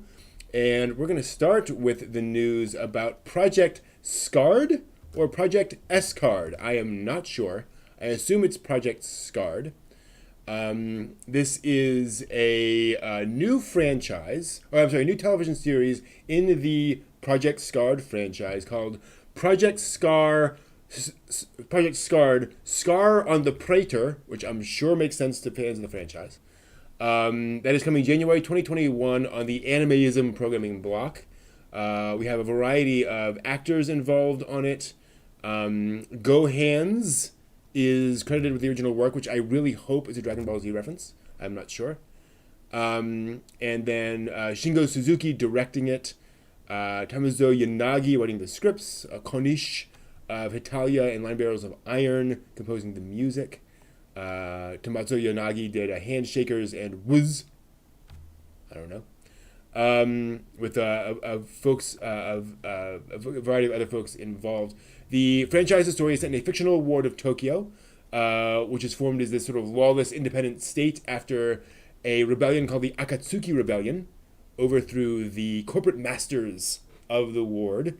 So one of these, fight the man storylines, I suppose. And then there are 3 organizations maintaining order who employ agents known as Scarred. They are marked with divine tattoos. They grant them the power to turn away any bullet or blade, make them virtually invulnerable. Oh, and they're all hot guys. So I think it's kind of one of those things going on here. I don't know. I look at this and I have the tendency to jump to conclusions about the kind of anime it's going to be. But it's certainly an interesting kind of concept there. Has this raised any eyebrows with you guys? Not particularly. Oh, really? Oh, really? It just sounds like Dan the Man saved the Empire. That's just kind of what it sounds like to me. Mm-hmm. I mean, I haven't heard anything about anything related to it, you know what I mean. So it's like totally out of the blue that's showing up, and the key visual there doesn't. Yeah. I mean, Mm-hmm. I don't know. I mean, I'll see what happens when some of the reviews start coming in through my anime list and some other stuff, and see whether it, what are they going to say about it, and like, will it pique my interest there? Mm-hmm. Yeah. Well, let's see if this piques your interest. Whoops, not that. No. There we go. There's an anime coming up for The Saint's magic power is omnipotent, if you couldn't tell from the things on the screen. We don't know the format of the anime. It could be OVA, could be TV. We're not quite sure. The novel series and the manga adaptation has been licensed by Seven Seas. The description from the publisher, it's about a 20-year-old office lady, who's whisked off to a new world. However, the ritual that summoned her brought 2 people instead of 1, and everyone prefers the other one. So that she's kind of getting left in the dust and abandoned. But she's actually fine by that because she kind of doesn't really want any of the responsibility anyway. So she's making potions and cosmetics with her magic and just kind of enjoying being the background character in the whole drama. Her business is booming, and that might not be such a bad life after all, unless her sainthood might come back to haunt her. Of course it will. We know that.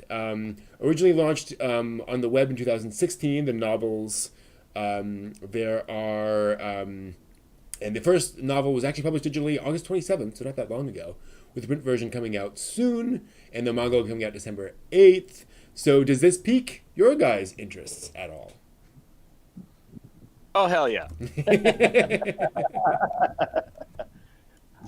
I mean, it's another isekai, and I'll be honest, that a lot of people, the discussion, obviously in the last several years, has been isekai, just kill me. But I still like the genre. Mm-hmm. I've seen plenty of isekais where that's, it's an interesting take that someone prefers the other, because I've seen the ones where the guy gets summoned and somebody who's standing next to him goes with him. There was, I can't remember the one, it's a guy and his female friend. And she goes to grab him because she sees something's going on around him. Yes, I remember that. It just was last season, or you know what I mean. So she grabs on, and she has magical powers too. But he's like the dude, and she's like the dudette helper. You know what I mean? So it's like her powers are also awesome, but he's getting top billing. So I welcome something where it's like, you're going to get the attention on the really, really super person, and they go off somewhere, and then the other person just lives a freaking normal life, find their niche there in that world, and it's not being the great big giant, ball buster in the universe. You know what I mean? Yay! Although in the end, obviously, that little catch line, it's like, oh, we'll come back to haunt her. Of course, she's going to have to save the universe, But maybe at least we'll have some nice, this is how I'm doing stuff with my magic to be like a real person in this world. I'd like to see that. It's mundane, but it's relaxing. I'm hoping they treat it like, didn't I tell you to make my abilities average in the next life? Yeah, where, that was cute. It's cute. There's obviously some larger plot that she's going to be involved in at some point because she is, central. But that's not the focus of the episodes, It's having fun. Moe girls doing Moe things. I don't know. This just says saving the world through cosmetics. So I'm imagining like Mary Kay people going, "Would you like to buy some lipstick?" And saves the universe somehow that way. Well, Yeah. maybe I don't know. she has to save the world because all the testing on the rabbits turns them into giant monsters. Oh, Mm. that's Oh, no. Okay, I'm sorry. That's let's not go there. I like it though. I'm sure somebody's done it at some point in anime.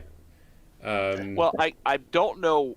It had to have been a Simpsons, but it was something where they talked about animal testing, and the entire joke was like these rabbits had like long eyelashes and stuff, and the people putting cosmetics on them are like, they are really good looking, you know, like in a really creepy kind of way. It's like that would be funny. But, moving on. Moving on. What an attractive rabbit. Moving on to Dr. Ramune, which is getting a television anime adaptation. Originally a manga. Crunchyroll will be streaming the anime outside of Asia. They say soon after the TV broadcast. It doesn't sound like a simulcast. Crunchyroll says that this is okay. I'm not going to go through the whole plot line.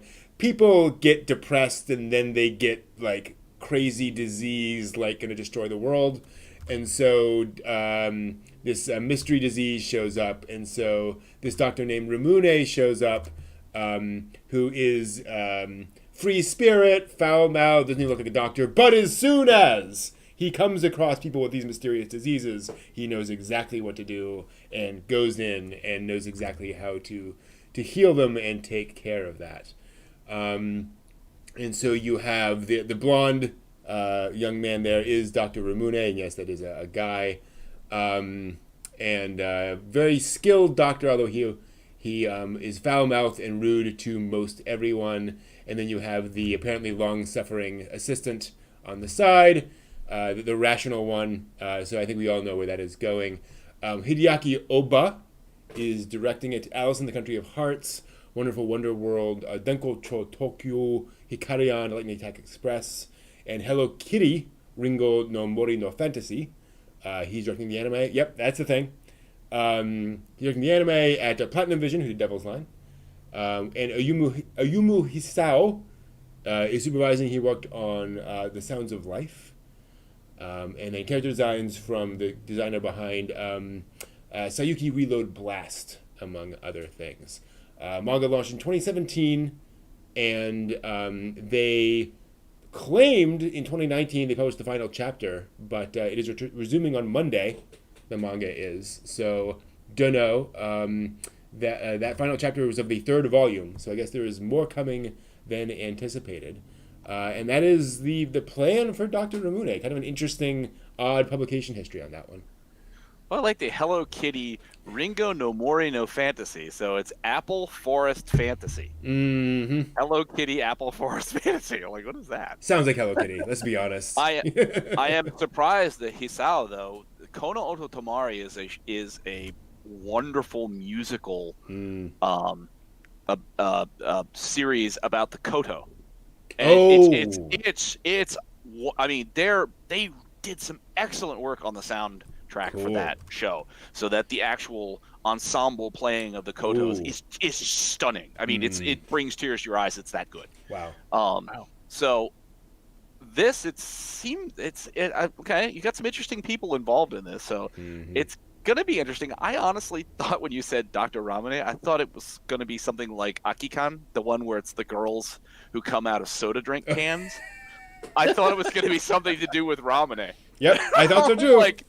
I'm like, okay, so they're gonna have like the doctor gives people like lemonade and they get better. Oh, jeez. I guess this is one of those lost in translation moments, maybe.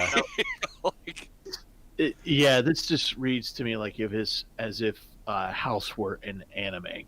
Yes. And had a Watson-like assistant for House. Right, yeah. Yeah. Looks like fun. Looks like something that, will just be an enjoyable watch. We'll find out.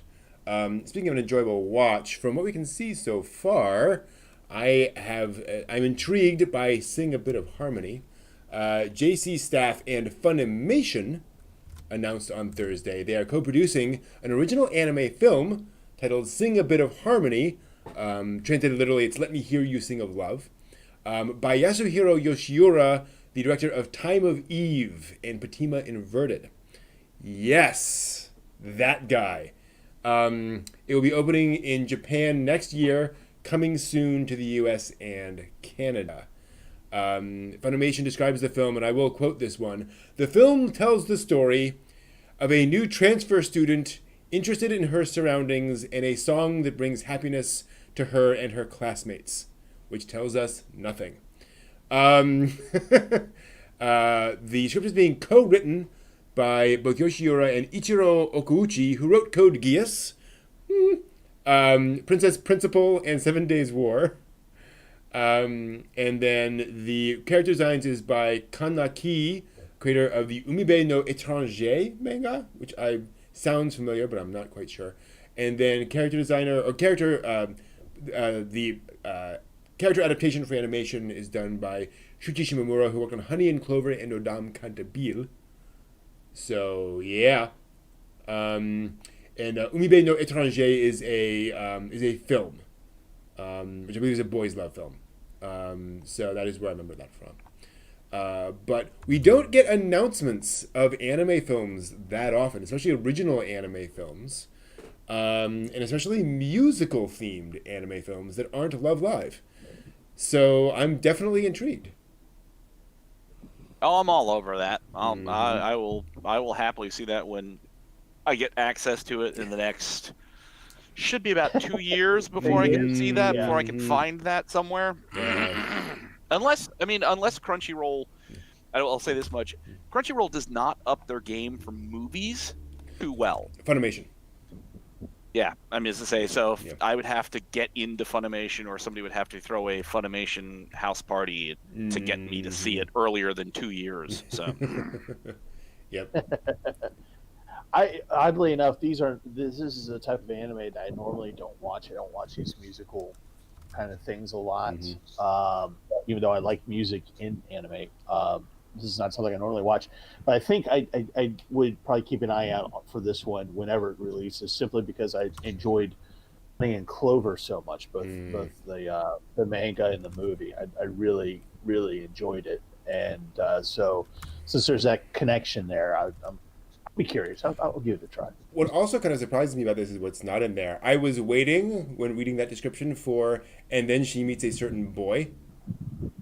Right. But there's no indication in this that it's a romance. So that would be kind of a nice shift. If it's well, I mean, Love Live doesn't have any boy romance. K-On! Doesn't have any boy romance. You know what I mean? It's like, so you. True. I'm more than happy to see what was was it Iska, the one that was there was a slight bit of romance. It was a girl who was reluctant to sing in a band, and everybody loved her voice, and there was one lead guy who was trying to get her to get into the band. I think it was called Iska. Is Asuka? Iska, Asuka, something like that. But you know what I mean? It's nice to have one where hopefully it's just going to be really good camaraderie and good toe tapping songs. Please be a good songs. Don't have this great anime, great character development, and then just be like dial the songs in. Like, no, don't do this to us, please. Yeah, and it's the writer of Code Geass, so things are going to explode a lot.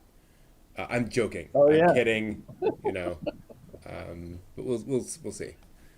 There's going to be backstabbery and all kinds of horror involved. It's going to be full of Michael Bay explosions. No, it will not. Let's not do that.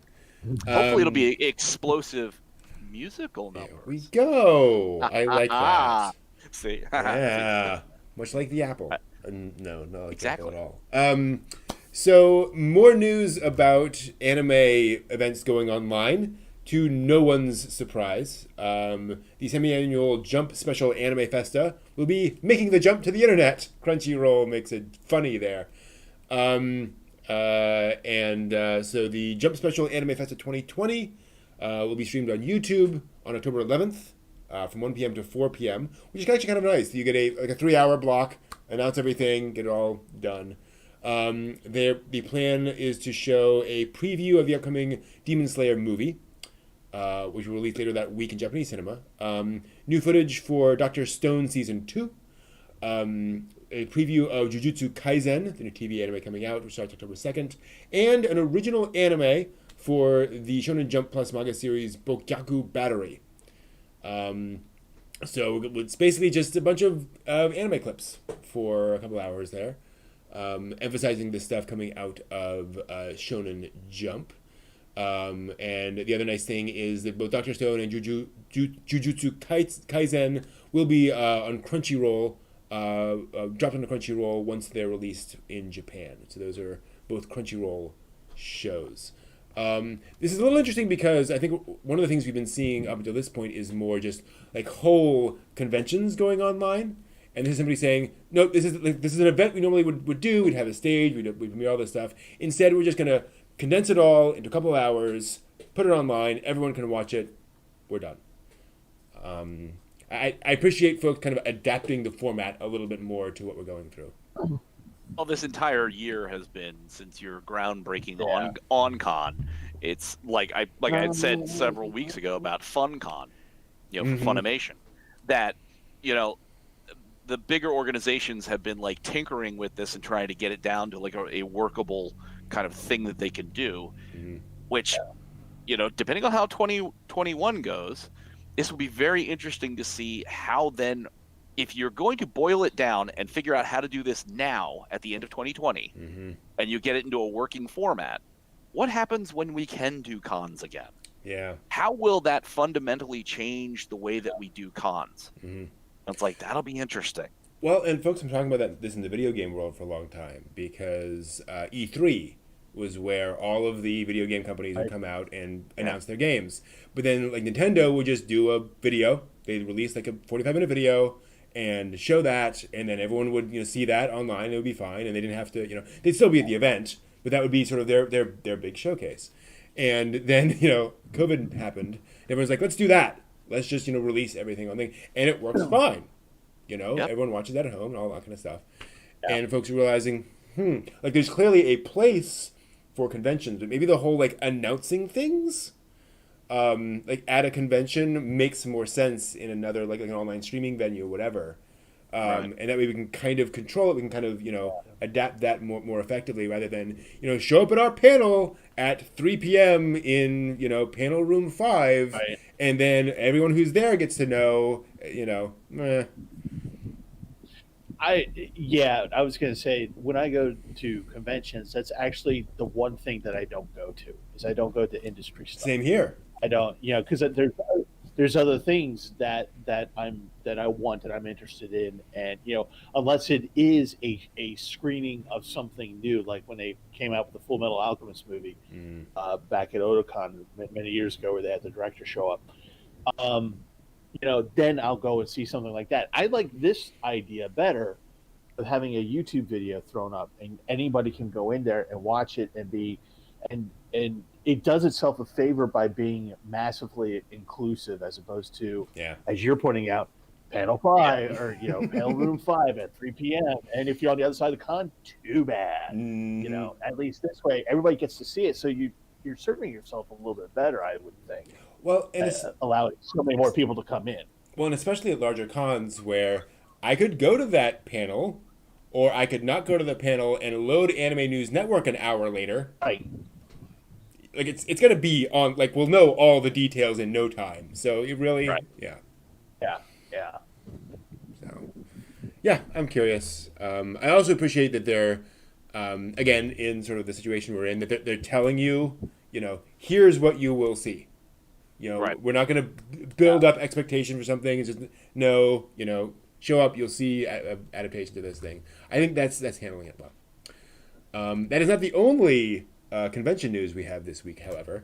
The Dojinshi Convention Comitia announced on Saturday it will hold its 134th event, apparently, on November 23, Comitia 134, after a crowdfunding campaign that raised over 100 million yen. 100 million yen. And it's a lot of yen.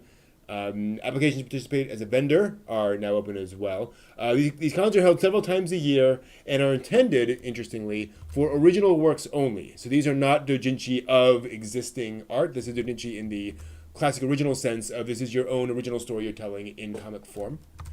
Which is kind of moved, Comiket has some of that, but it's kind of, the parody stuff has kind of overwhelmed Comiket. And is kind of focused on that. The previous two events in May and September were canceled due to COVID-19, obviously, as have like Comiket 98. Now, the committee stresses this may still be subject to cancellation, but they are planning on holding like an actual physical con. The crowdfunding campaign is on the Motion Gallery website. It will still run through October 23rd, so plenty of time to get it on that. And so that is that. We might actually see a Comic-Con this year. Imagine that. Might be kind of nice. It would be nice. Hey, I like the idea of hope. the original work. Yeah. Yeah, I like that the idea of original work and seeing new stuff, because that's actually one of the things I do look for when I go to artist galleries and things like that, conventions, and just see if someone comes up with like their own story. That's actually how I started the DramaCon manga. Oh yes, DramaCon. Yes, DramaCon, and I love that just because it was just totally original, totally just about conventions, and it was kind of neat. That and Mega Tokyo, and yep. I was curious. Wow. Girl, interestingly enough, she is a transplant from Russia to Canada. I think so. Canada, yeah. Right? Mm-hmm. And this is her effort, and it's a fun little thing. Don't take it seriously. It's actually a fun little manga. But I like things like that. And I like coming across new things and seeing that stuff. And so.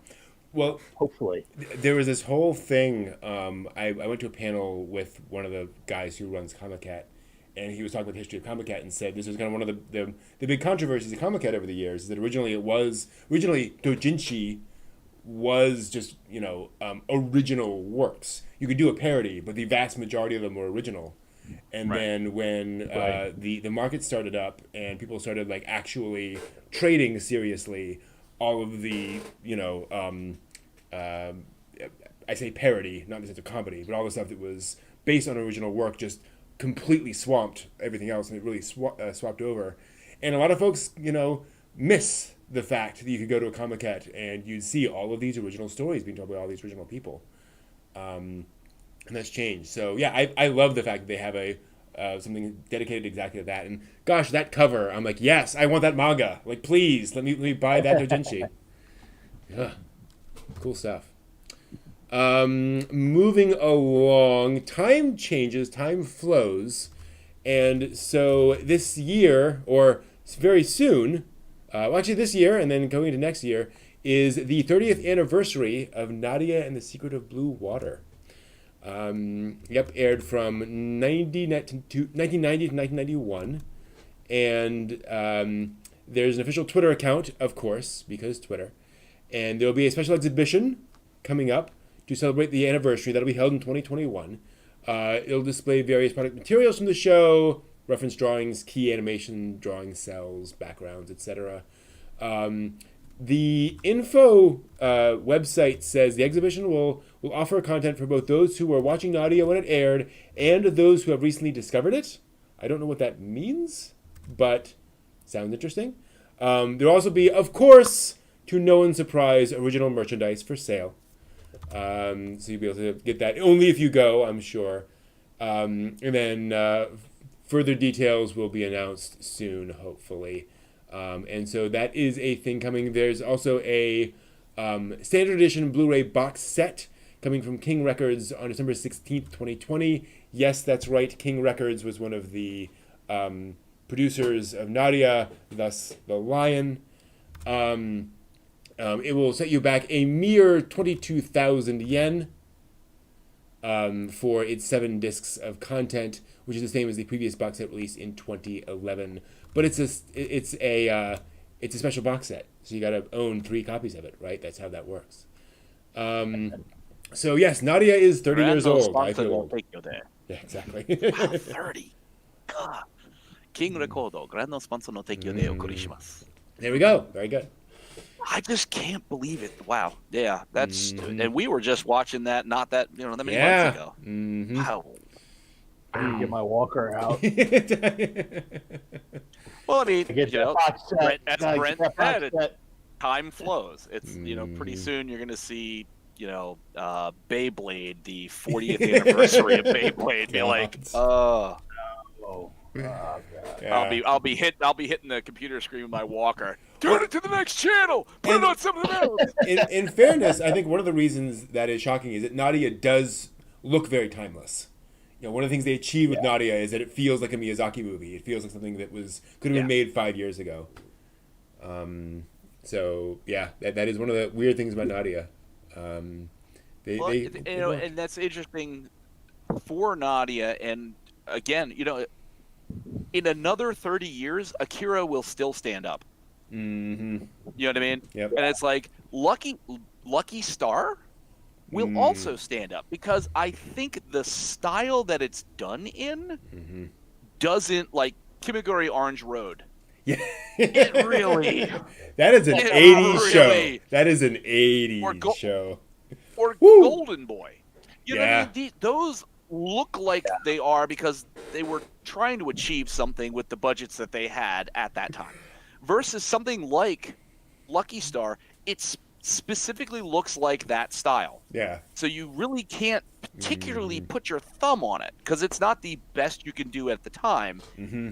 It's like Pop Team Epic. Yes. It's a specific style. Mm-hmm. So. Yeah. You're doing this with your face. What? I laughed because I remember watching Kimiguri Orange Road and thinking, in going along with it and thinking this is definitely it feels like the 80s. I think it's episode 2. We cut to his 2 sisters working out, wearing leotards, leg warmers, and like the head strap. I'm like, wow, yes, we have entered the 80s. Like we are. It's the Jane Fonda right workout. Yes. Yeah. Jazzercise, anyone? Woo! Yeah. That was definitely part of his time. Which I would be very, that'd be a curious question to ask if you could get a smattering of people that are involved in actually making the anime, not just a single franchise, but across the board to be like, are you gunning, knowing full well, looking back 20 or 30 years at how things don't age, do you as an artist gun for something that will have an element of style that is not pegged to your time frame, that you're trying to make it either abstract enough or realistic enough that it will hold its weight for time? Yeah. That'd be a good question to ask. It's a good question. And I also wonder how often it's pragmatic. If it's the producers, the production company saying, I don't care if it exists in 5 years, it just pump it out, like make it happen. Make the money now. Right, exactly. And getting back to the thing about Akira, Akira had the advantage that its creator was making it, and so he had a vested interest in making sure that it was evergreen. But when you're making today's romantic comedy, it's like it's fine. I don't care. It's a good question, and I wonder how much tension there is there. And you look back like original Gundam. That was clearly made to be timeless and does not look timeless. Right. No. But looking at something like the Quintessential Quints, I enjoyed that. It was fun. It was a neat little show. And again, this is I'm not a prognosticator of the future, but what really in anime could so substantially change, like the amount of tech that you could throw at something in 1988 is far different than you can throw at something now. Sidonia no Kishi, the Knights of Sidonia. You all the advances in CGI and integration of like drawn material with the CGI moving forward. What is anything now going to look particularly different 20 years from now? Mm-hmm. I mean, is the anime in 20 years going to be so substantially different that you'll look at the anime in 2020 and be like, oh, no, oh, gosh, that's so dated. You're like, hard to tell. Well, I think it will certainly happen if nothing else because styles change. I think it's so fascinating that like the way anime was made really didn't change until about 1998. In the sense of, the fundamental production process of drawing and coloring and all that kind of stuff all the way through. It was a matter of how many people you could throw at those problems and how skilled they were. And yet, Astro Boy does not look like Akira, right? And I think just that, styles change, approaches change, and which is why I think you can have stuff like some of the anime films from like the 60s and the 70s that had this like really butter smooth animation that can really hold up in a sort of artistic way, in a way that a lot of the stuff from later on just cannot, because like you say, they were going for a more universal approach. It could work that way, and it could work that way in the decades because fundamentally they still looked the same. But now, you could not make Sidonia Nokishi in 1985. Oh, no. Mm-hmm. Oh, You would need like a crazy budget, and you just can't substitute CGI. Right, the CGI exactly. capability of that. It's like I can't imagine how many hand-drawn frames you would have to get to replicate the CGI rendering. Mm-hmm. It would be literally all the money. Yeah. All of it. Yeah, it's fascinating.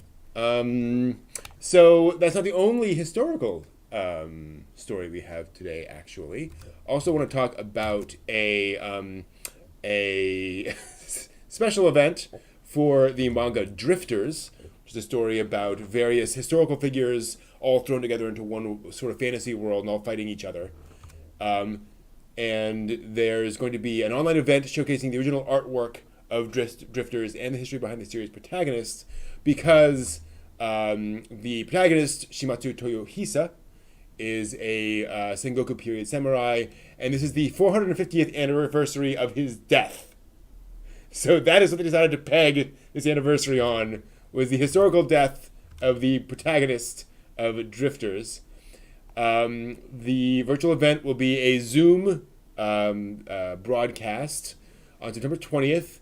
It'll show original artwork by the series creator, a tour of the house lived in by the lords of the Shimatsu clan, and a display of two swordsmanship styles practiced by that clan, Taisho Ryu and Jigen Ryu, which will be the first demonstration of its kind in 416 years. Yeah. The house tour will be jointly guided by a Shimatsu history expert named Alex Bradshaw and a Sengan and curator and subculture enthusiast named Takuo Iwakawa. And they'll provide explanations, bridging the connection between the manga and real history. They'll also show some replica armor, things along those lines. And this is a UNESCO World Heritage Site. They'll be touring. Excuse me. And attendance for the virtual tour will cost you. So that'll be 3,500 yen, please, for that event. But go on to the website and you can take part in that streaming event. So this is an interesting one because this is not your typical event. No. And they're also charging a lot for it. It's just it's cool, but yeah, it's kind of that's different.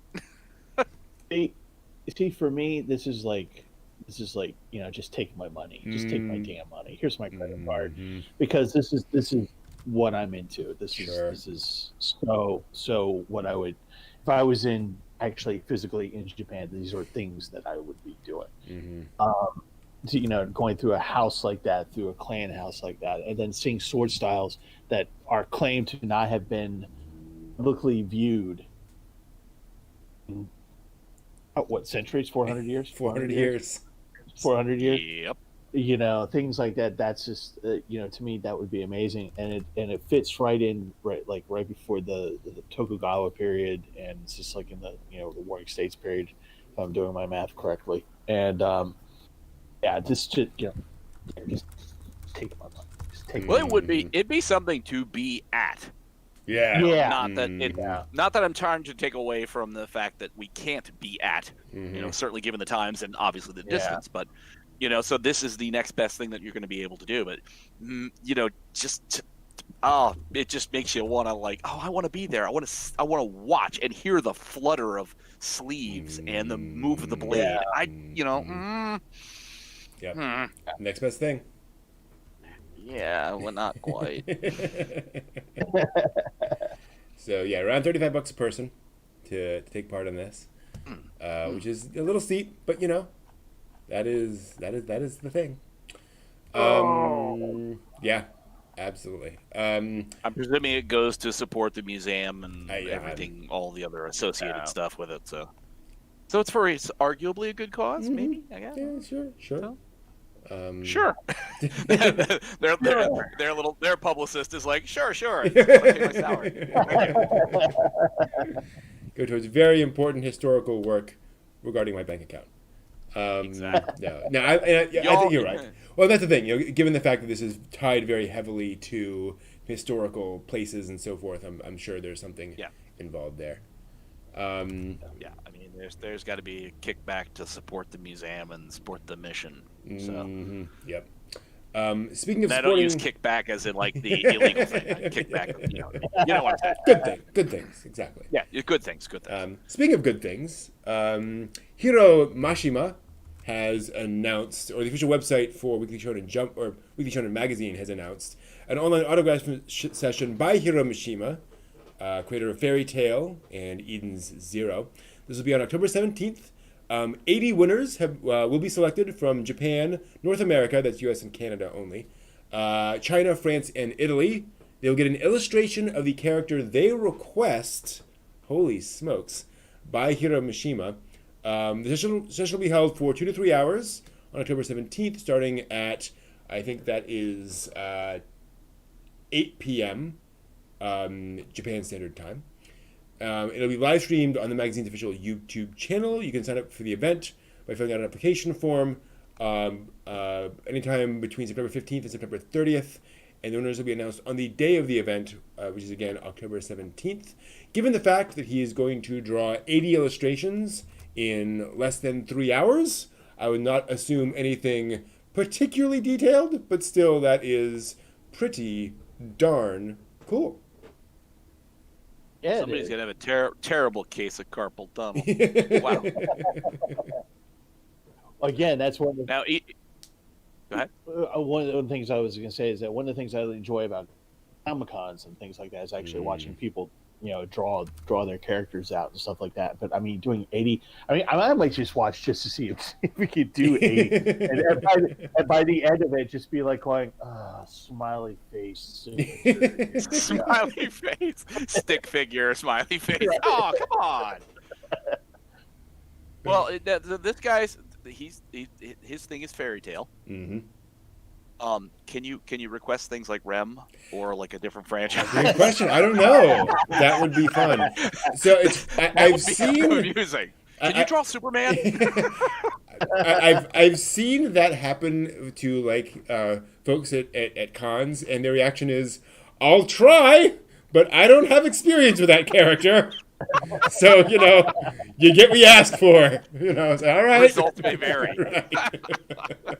That's awesome. You do a really cool Spider-Man for me.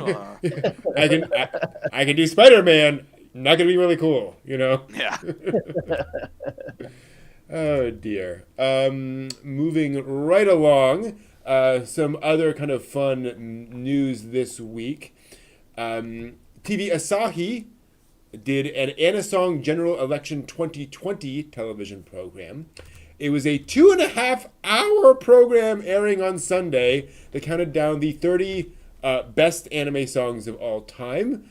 I am not sure how they rank that or how the election worked. The special was hosted. Yeah, I'm sure.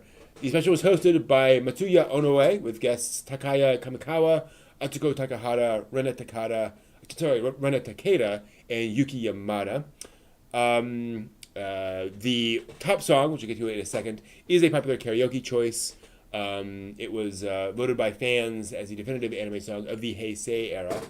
And apparently it's so popular in karaoke that some amateur singers have reported being tired of singing it.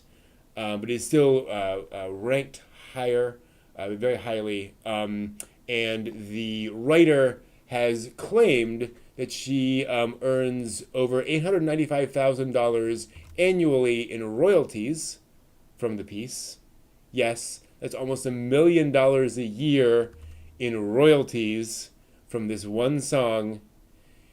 Yeah. So I'm going to count down the top 10. Number 10 was Inferno by Mrs. Greenapple from Fire Force. Number 9 was God Knows by Aya Hirano from the Melancholy of Haruhi Suzumiya, which I thoroughly support. Number 8 was Get Wild by TM Network for City Hunter. Classic show there. Number 7 was Gurren no Yumiya by Linked Horizon for Attack on Titan. Number 6 was Only My Railgun by Flipside for a certain scientific railgun. Number 5 was Touch by Yoshimi Iwasaki for Touch. Number 4 was Butterfly by Koji Wada for Digimon Adventure, the very first opening theme song for Digimon. Number 3 was Uchu Senkan Yamato by Isao Sasaki for Space Battleship Yamato. Number 2 was Gorenge by Lisa for Demon Slayer, Kimetsu no Yaiba. And number 1 anime song of all time, according to this poll, was Cruel Angel's Thesis by Yoko Takahashi for Neon Genesis Evangelion. Yes, that was, at least voted by this, the biggest one of all time. And certainly, I think, just a signal of Evangelion's universal success. Yeah.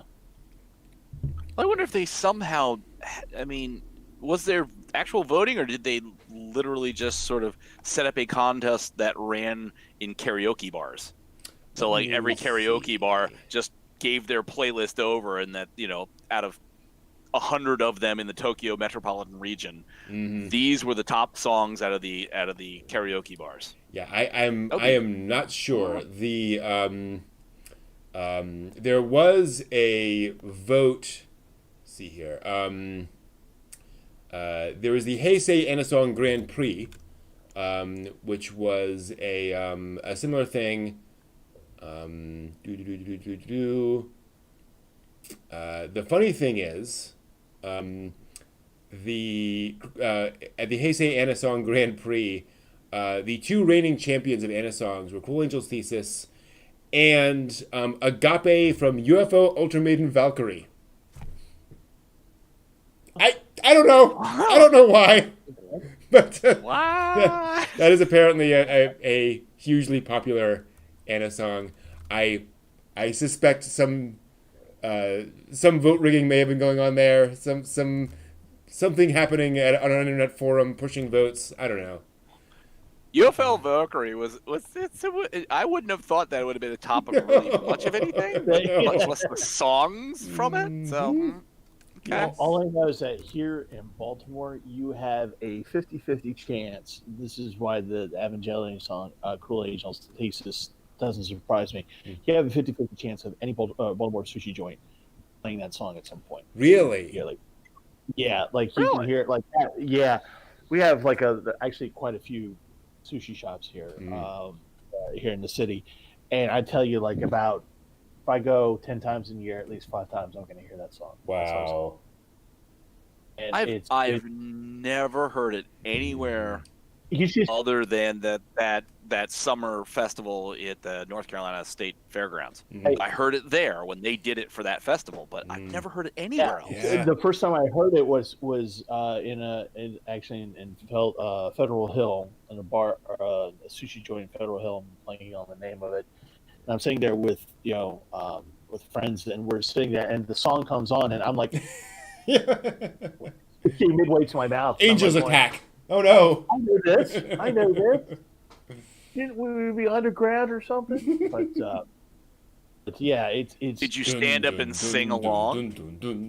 I was humming. I didn't sing, but I was humming. And like of course, some of the people who knew that I watched anime, they're just like, "It's just really, Steve, really?" And I'm like, "Yeah, it's from Evangelion."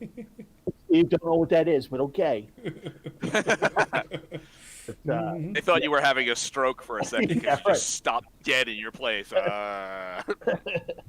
It's not a stroke, it's anime. A pretty. Wow. What What an impact on your life it has in both of those respects. Anime ruins your life, so is a stroke. So there you go. Nice. Yeah. You haven't even seen of hearing that song. No, the only time I've heard anime music in public that I can recall is I went to like a ramen shop in DC, and they had like Miyazaki soundtracks playing in the background. They just put on Miyazaki songs, and so it's like, oh, that's nice. And it was just the instrumental pieces, so it was very much background noise.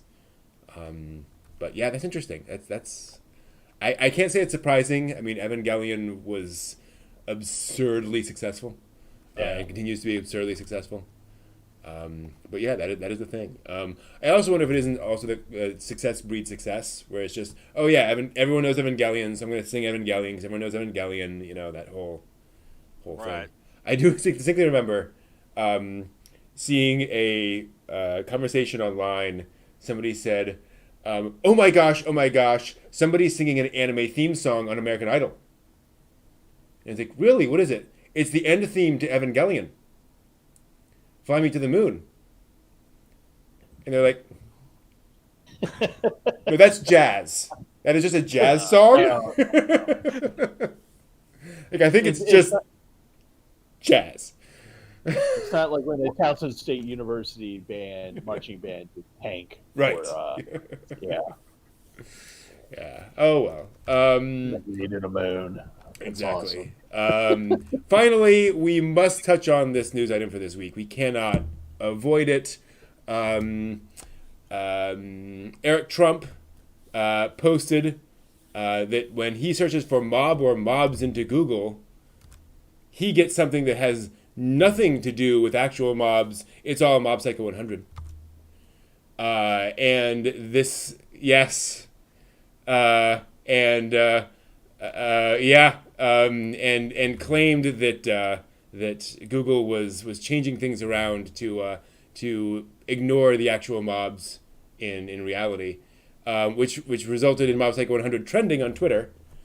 And so the official Japanese and English PR accounts both commented on this, and I do love that reaction. Hello, I heard I'm trending.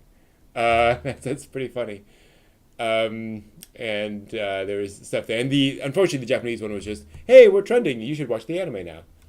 But that is that thing. So yeah, that is the thing that happened this week. It was pretty funny. But yes, if you haven't seen Mob Psycho 100, it's an experience. It's a thing to check out because of just how much of an experience it is.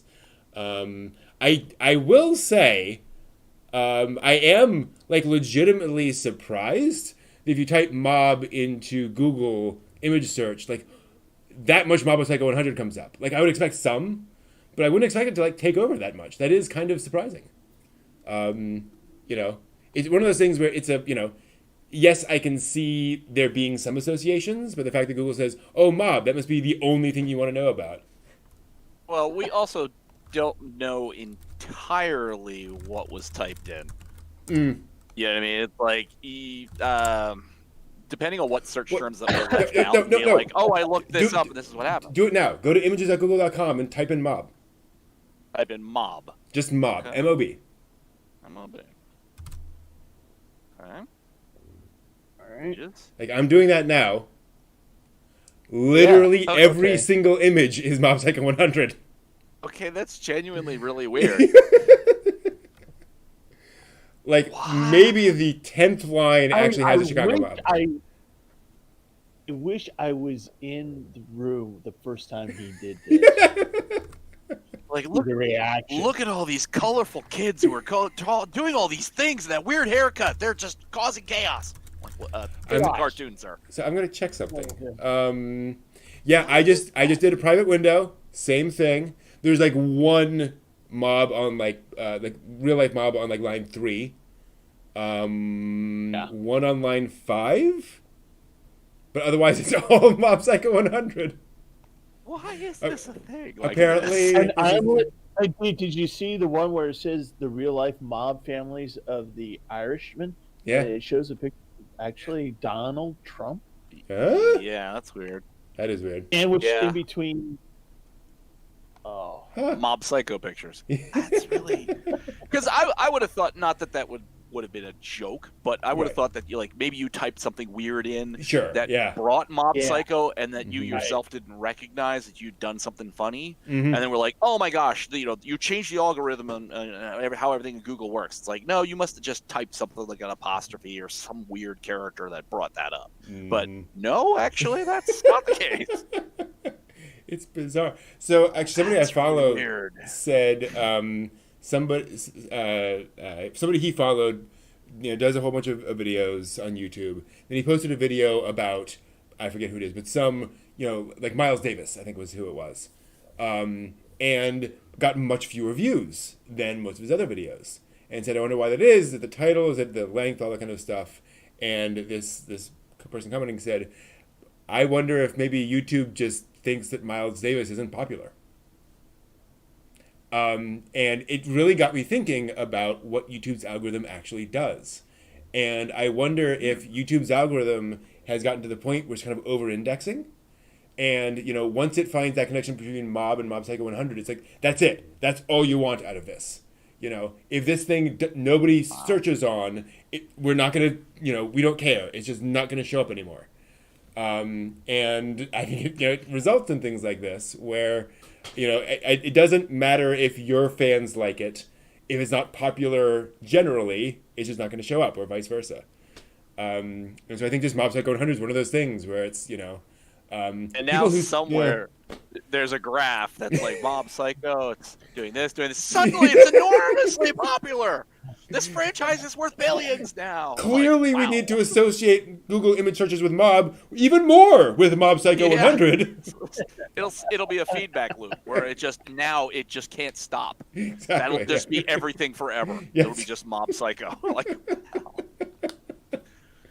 Wow. Life is strange. That's all. The internet. The internet. It never ceases to amaze. I love the internet. I can just see it now. Death and destruction from the Navy. Enter Sailor Moon. Yeah. Sailor. What? Well, this might lead to some really amusing high school or middle school styled term papers about mafia and the mob. Yeah. And that somebody somewhere is going to get caught up in that. They're going to come in and be like, here's my report on the mob. And there's going to be Mob Psycho 100 in the front of it and be like, oh. So Steve, go on Google image search in a private window and search Sailor. Oh dear God.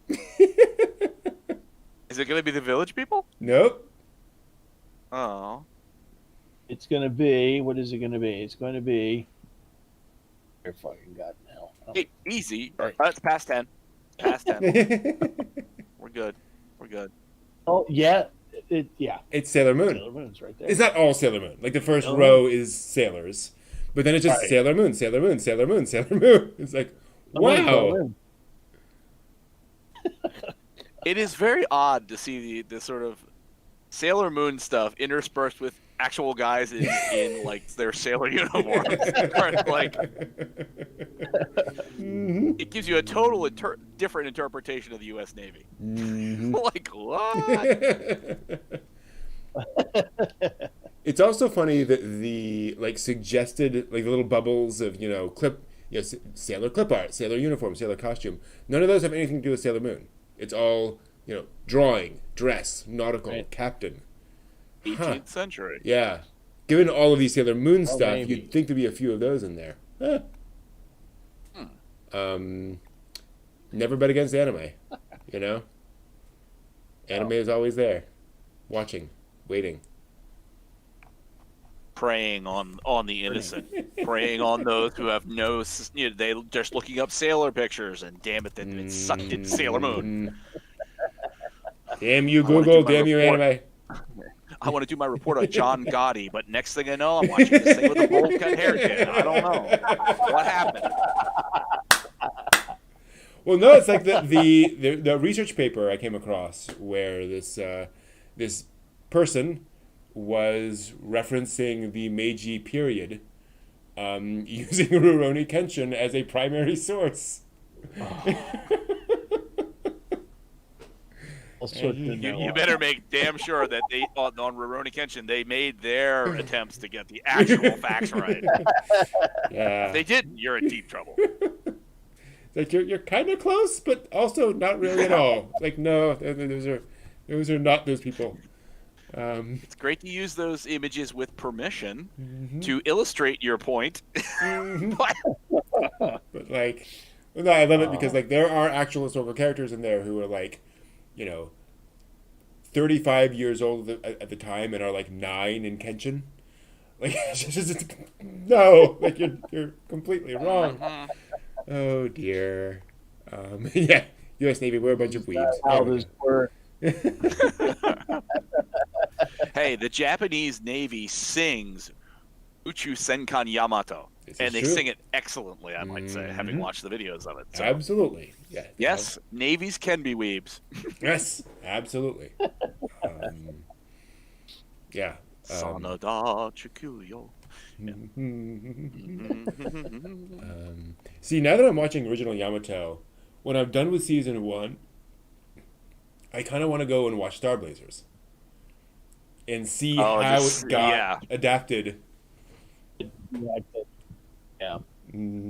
I don't, generally, having seen the original Star Blazers and then having gone back when I had Netflix before they launched their streaming stuff, I got all the discs, the Japanese Yamato. Nice, yeah. And, but for some nuances really in the storyline and a little more detail in a lot of what's going on, Star Blazers actually didn't do a bad job of sort of getting things put together, like the Gamilas versus the Gamelons. Yeah. You know what I mean? So it's like some of the naming conventions are it's off. But the Achilles, or the name of the ship, like they renamed the ship. Argo. Argo, right? Yep. Yeah, and it's like, so those little piddling things aren't so bad. It's like the general storyline though is fairly true. I mean, it's not bad. I like the more detail in the sub than I did in the American 80s dub. Sure. Yeah, they have a tendency to gloss over things back when those days. How much do they change the names? Like the characters. Derek Wildstar, who is like the prime male character. It's nothing. Venture, his best bud there. The guy who ran the radio was like Billy, the radio guy. It's just like. Radio guy. Like at least Nova, who's Wildstar's girlfriend. You know what I mean? It's like they didn't try. At least you can get Rick out of Hikaru, right? Like those consonants and vowels exist. You're just shifting them around a bit. They took that brush and dove it deep into the white paint. Yeah, I mean, you might have just started calling people like Bob Smith and Jim Jones, or some kind of just generic names because they're nothing. Bucky. Bucky the radio guy. Wow.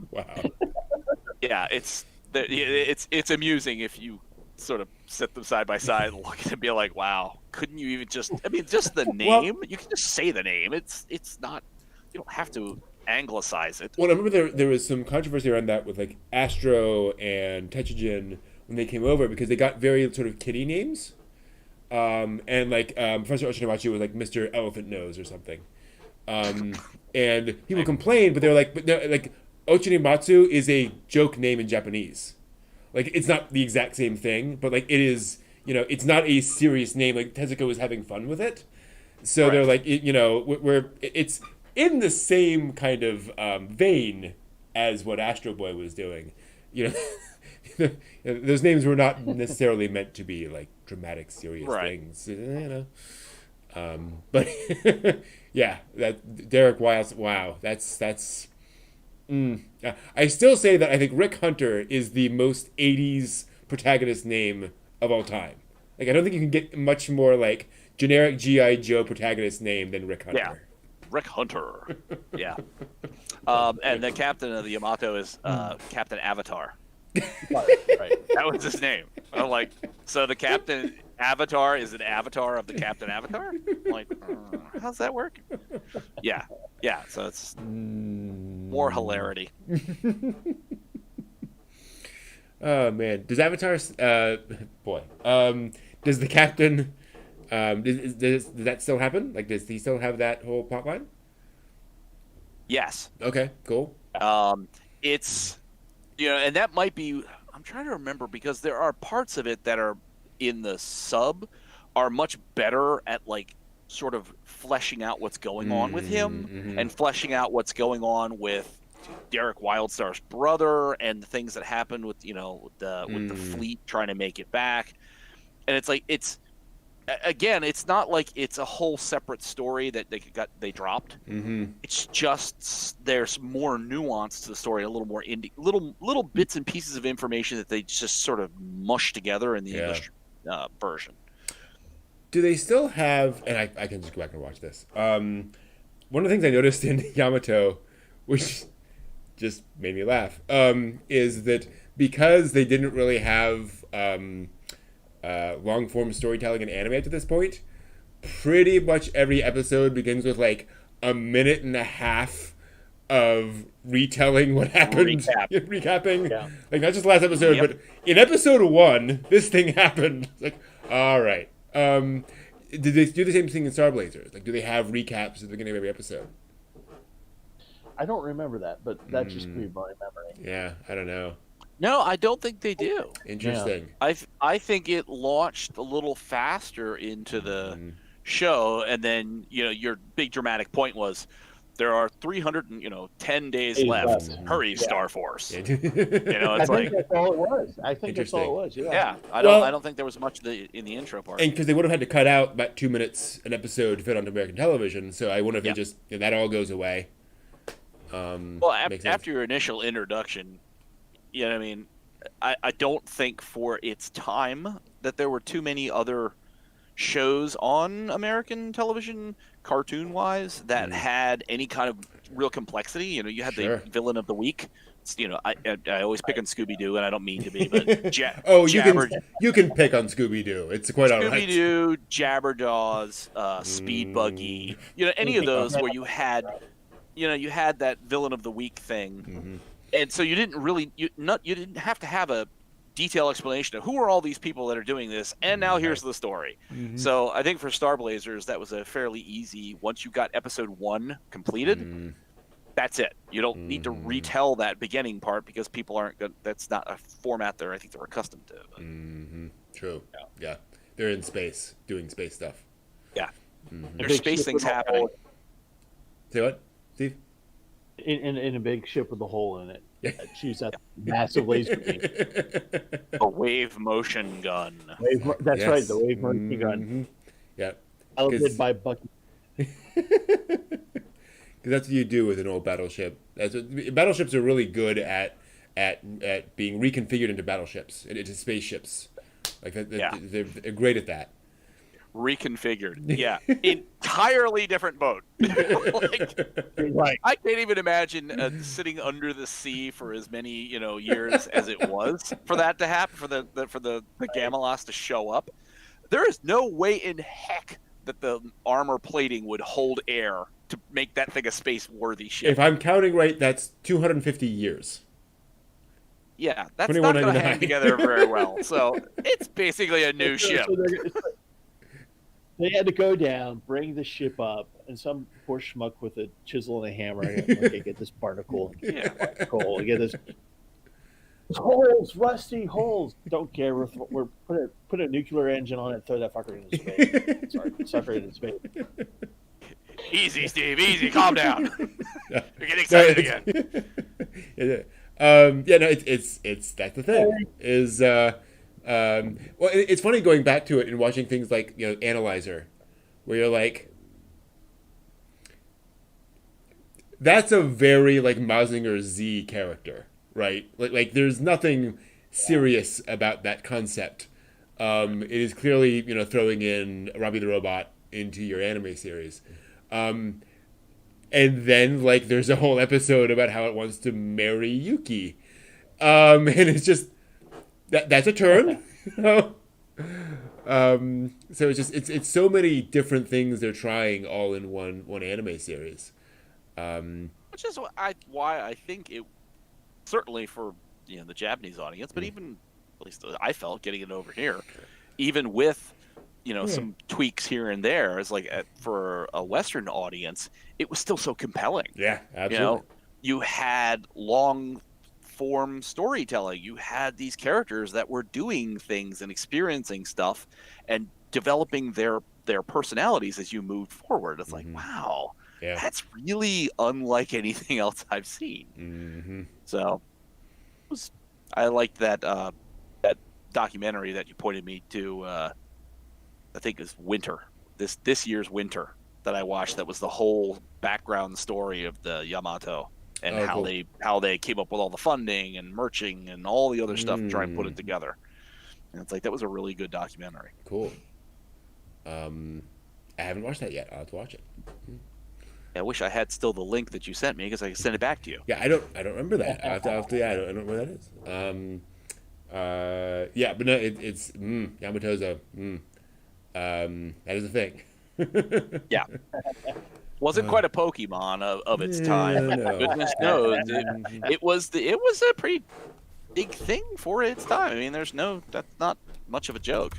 No, I'm just looking up the Wikipedia Bob article. Again. The list of highest grossing media franchises of all time. You did a panel on this, and it's not Yamato. The number one. It's something like Baseball 10 or something. Oh no! This is the highest grossing media franchises worldwide of all time, across all cultures, across everything. The number one is Pokemon. I can believe that. Yeah. Estimated revenue of $100 billion since 1996. The next one. Gotten on the penny stock.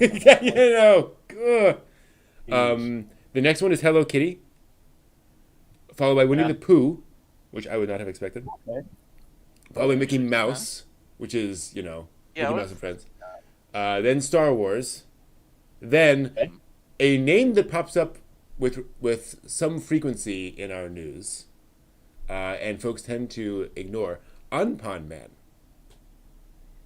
$56 billion media franchise since 1973.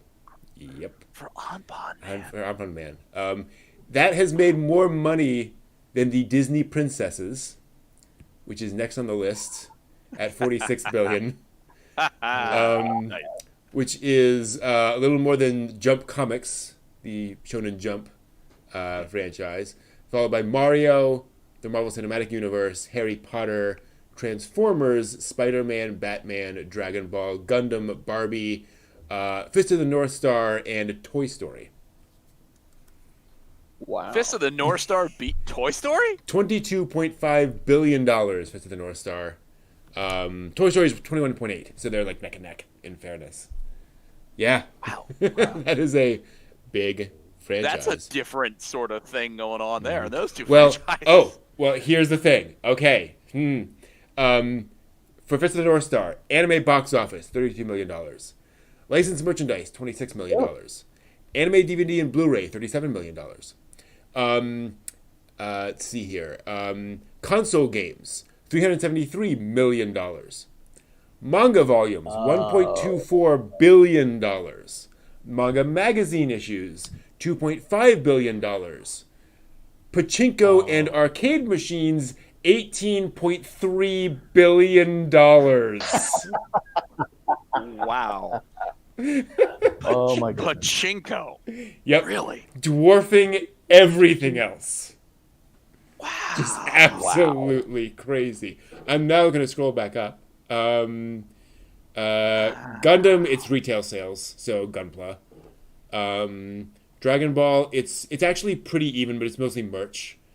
And then manga. I wonder how many. That's just wow. How many others of these have pachinko way up there? Mickey Mouse. Oh, no, just kidding. That'd be hilarious. Pokemon is merch, and then the video games. Let's see if there's anything else. See here, Barbie is merch. Toy Story retail sales, then box office, then TV revenue. Batman is merch, retail sales. Spider-Man is merch, then box office, then home video sales. Scrolling down to the other big ones, One Piece, mostly manga sales, merch sales. Yu-Gi-Oh, the card game. That's the big seller. Then merch sales. And then bottom of the list is Call of Duty, with $20 billion total in sales. Yep. Poor Yamato doesn't make the list at No, all. I'm gonna say, and that's all of the stuff that's over $10 billion in. Over $20 billion in total revenue. Scrolling down, we have Lord of the Rings, James Bond, Peanuts. Peanuts. Power Rangers. Charles Schultz and Peanuts. Interesting. Okay. Evangelion. Aha. Shows up. Oh, it shows up. Estimated $16.6 billion. Music royalties, $5 million. Video games, $30 million. Manga sales, $180 million. Anime box office, $198 million. Music CD sales, $226 million. Karaoke music, $750 million. So there's that karaoke money. Yeah, no joke. Home entertainment, $848 million US. Merchandise sales, $2.46 billion. But at the top of the list, that's right, pachinko sales at $11.9 billion. Which explains... Am I missing something about pachinko? Well, no, much? This is the thing. I think we talked about this before. You go to the pachinko parlor, and you sit down in front of the EVA machine, and if you play enough of that machine, you get new original scenes. That's right. Yep. Yeah. That's how they get you in. Yeah. For $11 billion. I've seen the pictures of pachinko parlors. It does not look that exciting. No. I'm sure it can be. Moving down below, Kochikame, which is a manga that's been going on in Shonen Jump since 1976. It's been going on. It's a comedy about a police officer in this lone police box and it's sort of adventures. It has been going in Shonen Jump for so long, they don't have an issue number because at some point they lost count. It's literally just the current Kochikame because they can't figure out how so it just keeps on going. This is why you take one of your greenhorn production assistants and you send them off on the great journey of a lifetime. Go back into the stacks and start counting. We need to know. That's all $15 billion in manga magazines. Then Dora the Explorer, The Simpsons, Dios mío. The Lion King, alone. Kimba the White Lion. Mostly the musical. So, home entertainment's $1.5 billion, box office $2.6 billion, merch sales is $3.07 billion. The musical theater is $8.2 billion it made. Below that, The Avengers, Pac-Man, Looney Tunes, SpongeBob SquarePants, the Nintendo Wii, at $14 billion. Teenage Mutant Ninja Turtles. Sailor Moon, that's mostly merch. That's almost entirely merch. Wow. The top thing is merchandise sales at $13 billion. The next thing is home entertainment at $500 million. So they're just selling plastic crap like crazy. Followed by Space Invaders. I did not expect that this high on this list. That video game has sold $14 billion U.S. over its lifetime. In like 50 years. Yeah, 1978. Then below that is Frozen. So the The franchise two Frozen? movies. Frozen, Wow. yes. They have sold $10.5 billion of Frozen merchandise, plus $2 billion in the box office. Then Dungeon Fighter Online, which is a South Korean beat-em-up action role-playing game, originally published in 2005 and has made $13 billion. Let's get in on that IPO. Yeah. Then Dragon Quest, Street Fighter, Final Fantasy, Crossfire, not the board game from the 80s with the little marbles. Crossfire. Crossfire is, I believe, a Chinese first-person shooter. Smilegate. Yeah, Tencent. It's a Chinese South Korean first-person shooter. It is the world's most played video game by player count, with a lifetime total of 1 billion users. Wow. Mm-hmm. Oh, I know I'll be playing tomorrow. Yeah, exactly. And scrolling down, kind of the surprising things. I don't see any other like big pachinko ones here. That's just so weird that that pachinko is such a thing. You know what I mean? It's like, yeah, Vegas and Atlantic City, you got the old one-armed bandit slot machine kind of thing. It's like, that's always what I think of pachinko. Yeah. It's like a slot machine. It's like, I don't imagine that, incorporated slot company, who makes slot machines. I can't imagine they're like a multi-billion-dollar business. Oh, yeah. But maybe they are. Oh, like, absolutely. Let me just pull up. If pachinko could be this crazy, Yeah. Sure.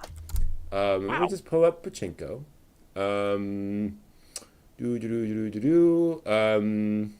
Yeah. See here. As of 2015, Japan's pachinko market generates more gambling revenue than that of Las Vegas, Macau, and Singapore combined. Wow. Yeah. That's insane. Sounds to me like there's a gambling problem going on there. No kidding. It's not gambling because you can't actually right. Yeah, you just get prizes, which you can then later sell. So it's not technically gambling. You can later sell. Nice. Actually, that's how Yakuza. That's why Yakuza own a lot of the pachinko places. Mm-hmm. You buy back the merchandise. Yeah. So you can actually sell it back, but you never really make your money back from the pachinko. It's kind of like scratch offs from like when you go to the grocery store or whatever. You don't really actually win the amount. I was looking to see if there's any more. Well, if it's mob controlled, they're not in it to make you rich. They're in it to take your money. Yep. Well, let me look up mob control here. Oh wait. Oh no! Wait So here we go. Mob controlled. Here we go. I have here a list of the most successful pachinko media franchises. So the media franchises that have made the most money in pachinko. The first one, can you guess? Evangelion? Nope. Saizai-san. No. Anpan Man. No. Dang it. You said it. Anpan Man? No. I didn't say Saizai. It's not Saizai-san. Yeah, that's Saizai-san. Okay. It's the other one. Digimon? Fist of the North Star. Okay. That's actually number one. By far. Fist of the North Star at $18.3 billion has the most sales revenue of any pachinko franchise. The second one is Evangelion at $11.9 billion. So I want Fist of the North Star must have done something like Evangelion. Yeah, they must had to have generated that. Absolutely. They must have like a storyline that goes on through. The third one is Aladdin. Like Disney's Aladdin? Apparently, yes. No, well, all it says here is Aladdin, and Wikipedia links to, the fairy tale. So I don't know. But the fourth one is Onimusha, the video games, which I just know as Onimusha. $1.5 billion. Ultraman, number 5. Okay. Fair enough. Interesting. Something called Ore no Sora. I don't know. Yotsuga no Sora? No. Yeah, that's the first time to mind. I was like, I hope not. No, Then Monster Hunter. Salaryman Kentaro. Ring ni Kakero, which I know was a manga at some point. Dynasty Warriors Gamera. Gamera as in the monster? Yeah. Gamera as in Friends to All Children. Followed by Eureka 7. That's a very weird one. Why would that be it? Yes. Followed by the Monogatari series. Is it like Bakemonogatari As in and Nisamonogatari? Yes, according to this. Araragi. Yeah, Nisamosin. Yeah. What? That has made $637 million in pachinko machines. From Pachinko? From pachinko alone. Followed by Resident Evil, Popeye, The Seven Samurai, Devil May Cry, The Genie Family, which is a TV series in Tatsunoko production back in the day. Kazuno Yojimbo, Kaiji, no surprise there. Code Geass, Spider-Man Tomb Raider, Ashido no Joe, and all the ones down there. Gundam is pretty low on the list. Only $185 million made on pachinko machines, to my surprise. I think obviously the thing that has to happen is that for any future reference trips to Japan, going to a pachinko parlor apparently is a necessary stop. Yes, absolutely. Because this is going to need some on the ground looking at these machines to figure out how are they displaying this? What is this? How much does it really draw you in? Yeah, totally.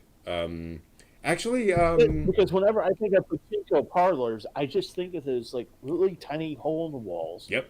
It's an upright machine. So it's just like people crammed in just there. The balls fall on and the they almost look as miserable as they do in Atlantic City at the One-Armed Bandit. Yeah. And the picture side of thing, and I'm just like going, you're reading off these numbers, and I'm like going, it looks so cramped and miserable. You win this time. It's like, how?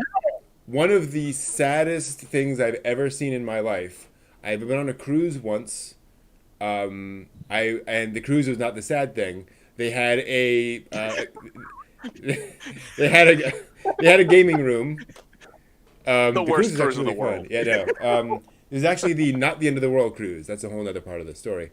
It's the cruise to the end of the universe. Awesome. But they had a gaming room, and when I got on the ship, one of the first things I did was take a tour, walk all around. I walked into the room, and there was somebody at a One-Armed Bandit. Already. We hadn't even left port yet, and they were already at the One-Armed Bandit. I walked back through a few more times during my trip. They were always there. They never left. For a week. I can just imagine like the cruise fund director or whatever they're called coming up. Sir, wouldn't you like to come out top? Exactly, yeah. Oh. I'm not going outside. This next pool's going to be the win. No, the cruise was, we went down to Mexico to the Aztec ruins on the day of the end of the calendar, when the world was going to end in 2012. Oh, the final Moctome, or whatever it is. Exactly. Oh, that's fun. So we went down with like archaeologists and researchers and so forth, talking about the way the actual calendar worked and all that kind of stuff. And I was there like on the thing the day the world was supposed to end. And we lucked out because while we were going down there, well, yeah, we lucked out. The world didn't end. Well, look, nice. They did this thing where they on our first day they gathered together and said, "Now here's the thing, we're not sure who else is going to be there." Oh yeah, End of the world cults, You know, who's going to be, doing stuff there? And there was security, I'm sure, but they said, we might find some wackiness when we go down there. But nothing. Some. Nope. It was totally fine. Like, it was just other tour groups, people just touring things. Oh, yeah, that's a stele. That's fine. But it was just a regular tour. So, Now, luckily. not to be morbid, but just the idea runs through my head to be like, okay, it's the end of the world cruise. We got everything. We got all, we got 16 metric tons of water. We got 35 tons of food. We've got 12 and a half tons of body bags. We've got. Wait, what? What? Hold on, what was that part? Huh? Did you say body bags or tote bags? Oh, no, we've got 18 and a half tons of tote bags. But we do have 12 and a half tons of body bags. Oh. Should we need to jettison any of the passengers, we could sail this boat around a devastated world for probably about 8 months. Okay. You planned this? Oh, yes, this is this memo came down from corporate. Okay. Oh, good to know. They seem to know what they're doing. I'm glad I'm here. Yep. Your cruise to eternity. The last cruise you'll ever have. They also say the thing is, pachinko parlors are one of the few places left in Japan where smoking is still allowed. So boy, that must be horrifying in there then. But they suspect that all the smokers then go in there and spend half an hour, and they're spending their money in the pachinko machines because they're there. So that helps as well. I can imagine the air handling system in there. It's like, don't have any loose paper or any loose objects on you because it will be sucked out of the building. Yeah, exactly. Oh man. Here's 1,000 yen. Go get me some more pictures. Oh well. Here's Told another you not to 1,000. let go of it. Yeah. Who cares? Just repeat the comedy. Here's another 1,000. Oh, again? Oh my. Steve to the air handler corner 5 with the mop. Wow, we just made 10,000 yen right here today. Oh gosh. But yeah, no, that is apparently a thing. That is apparently a very, very big thing. If you want to go to the those watching, go to the Wikipedia article on pachinko, and there's an image there of a pachinko parlor, and it's just color, just a row of color all the way down. Garish, I think, is an accurate term for it. And granted, I mean, it's not that cramped, but it is definitely, it's a gambling den. Like, that's what that is. I don't care what the police say. I wonder, given Japanese sensibilities with regards to personal space and not sort of encroaching on others, I wonder what the cultural norm in a pachinko parlor is. Whether are you allowed to go in and watch people play? Like, can you walk behind them and look at what they're playing like you would in an arcade or in Vegas? I mean, people walk up and down and just watch people playing slots. Mm-hmm. Or is that you go to a machine? If there's a machine open, you're allowed to proceed to the machine and then sit at the machine, and you don't rub elbows with anybody. You don't bump. You don't lean over too far either one way or the other, and you just sit quietly. I think that's a good question. Yeah, I think if you talk to anyone else in a pachinko parlor, you have to be doing a drug deal. Like, there's no other possible, or you're taking money from the government or something, and they're gonna hand you a big bag of yen. No, I'm kidding. You just kick the bag slowly over to the next pachinko and then leave the building. But I think, where'd the evidence go? We don't know. That's a great point. I can totally see there being just very different personal space rules. Like a pachinko. Oh yeah. Yeah. No, that's a great name for a band. Pachinko etiquette. Yes, that's fantastic. Pachinko etiquette. Well, you also have all these little metal balls in these baskets that you're accumulating over time. So you don't want folks sort of crowding around or sort of invading that space, wondering what they're doing. Yeah. Yeah. Interesting. Somebody with the magnet ring on the bottom, just kind of setting their hand near your pachinko ball pile and skimming some off the top. Yep. Like the folks with the mirror on the shoe, so they can. Well, there was a something. I don't gamble, so I don't. Yeah. Vegas, Foxwoods, Atlantic City doesn't mean anything to me. Mm. But I watched a special that was talking about how you can cheat the system. And one of them was the mechanical tumblers, which they've largely replaced with video slot machines. But the old mechanical tumblers, you could use a rare earth magnet apparently somewhere on the case of the machine to slow the tumblers down and to sort of fix how it worked. But it was really interesting because it looked like a regular ring, but it was like this high, incredible, powerful magnet that you put next to the machine to get it to stop. Wow. I'm like, tricky. So I wonder if, Pachinko, the same sort of thing. You see people rubbing it with like all these rings on. Be like, okay, just get the ball stuff all a certain way.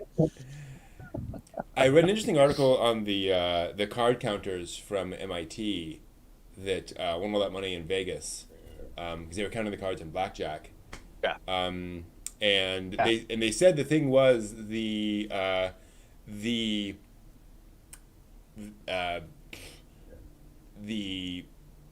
house was not angry at them, right? Like they weren't called in and like yelled at or threatened with anything. They were just banned. They said basically that is fair. You can do that. There's nothing illegal about that.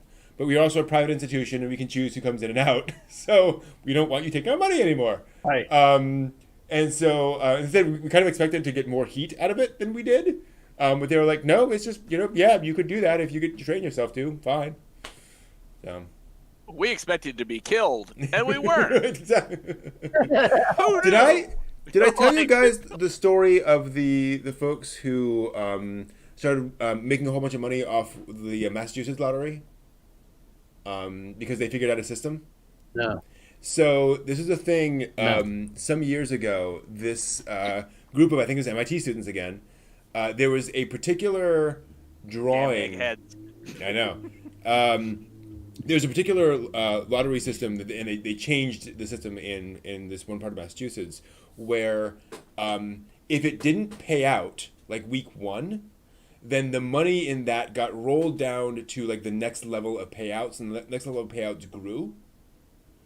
And so if that happened and you put sufficient money into that lower tier, you had better odds at that lower tier. And you actually, if you put in enough money, you had better than even odds at making more money than the money you put in. And it was just a factor of how all of those probabilities worked out.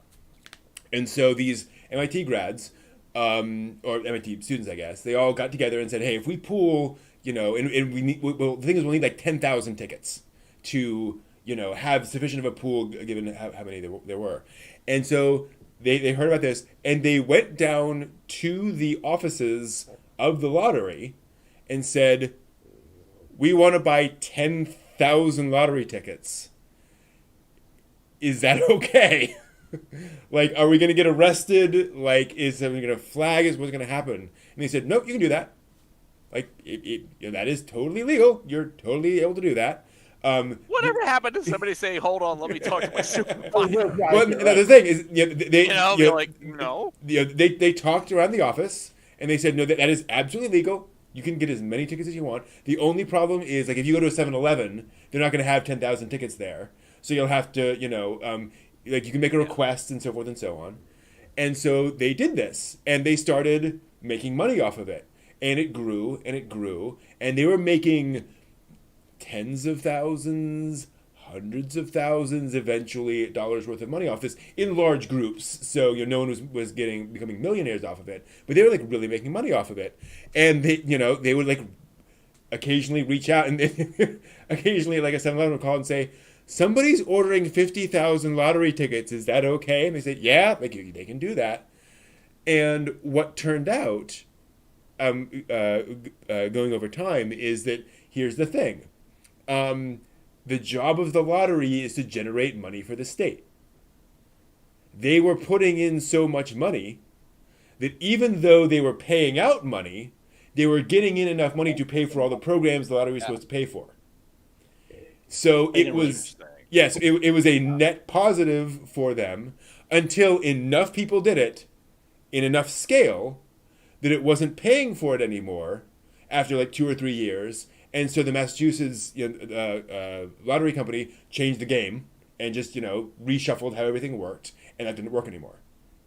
But throughout the entire thing, people report on this, talk about this, and they said, this is totally legal. Like, we're not going to stop you. We are not, we're not going to throw you in jail or anything like that. It just happens to make you money. Good for you. You figured it out. Wow. Because I would thought the first thing they would have been done, like, okay, we're going to pull the parking brake on the whole lottery thing right now. We're going to need all of your names and your addresses and all of your vital statistics, including Social Security numbers. And then we're going to go readjust this game. So whatever you're thinking, whatever you're planning, it's not going to work. Or conversely, it was the one guy who just was sitting there just going, yeah. I've only got 5 days till retirement. I don't care. I don't care. All right. Well, that was a really bizarre thing. Yeah. Yeah, I mean, there was something that was just a couple days ago I watched. It was talking about big time scams. And I think it was in the 1970s when some group rigged the Pennsylvania lottery. And somehow they either used weighted balls, because the Pennsylvania lottery was had the big ball tumbler, and you'd pull the little plug off the tub, and the ball would come up to a little magnet, and then they'd arrange them to show you the numbers. And there was something that they had done to weight the balls and to do something that managed to fix the lottery. It was like, oh, okay, that's interesting. Yeah. So they were fixing the lottery legally, apparently. Yeah. Well, the way that the officials put it is that we changed the game to have the following odds. Those odds turned out to increase the likelihood at this certain scale that you would make money off of it in the long term. That's part of playing a game of chance, right? And that is, and basically they came out in one of the interviews and they said, we're not guaranteed to run the numbers perfectly every time. Those things can happen, and because they were doing that in good faith, and because it wasn't hurting us, like we were still getting all this cash into the system. Fair dinkum. Like, okay, Just weird. Yeah. It just feels illegal. It just feels illegal, totally. Oh, wow. Yeah, I totally agree, Jay. I was actually talking to one of my former bosses. He's a big sports fan. And sports betting is such a huge deal. We were actually talking to some folks about how you could do...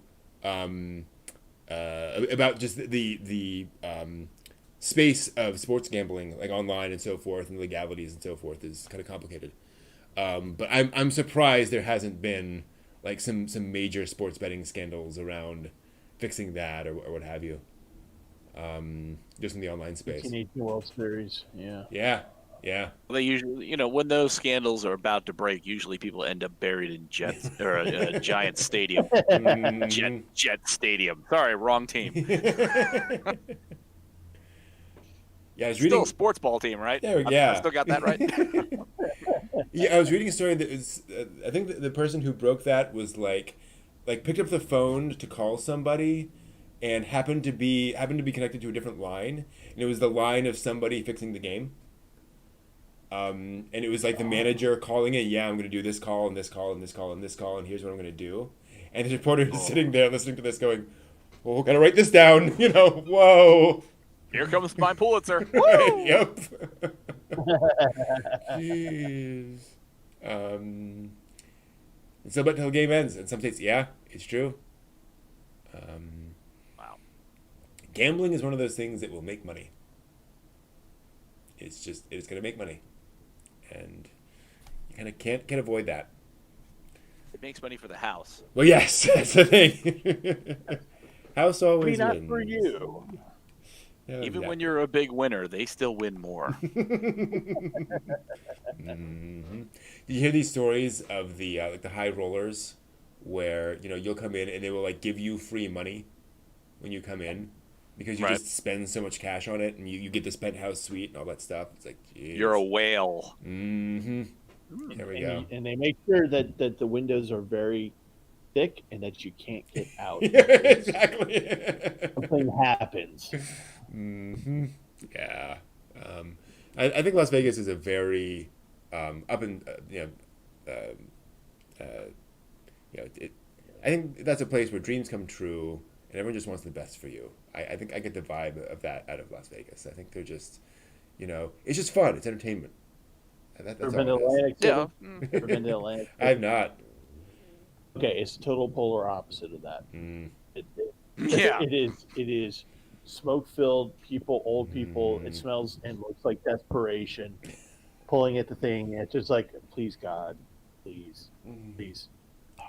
Well, I think Vegas, it's a old school destination versus Atlantic City is where you got the term coined gambling junket.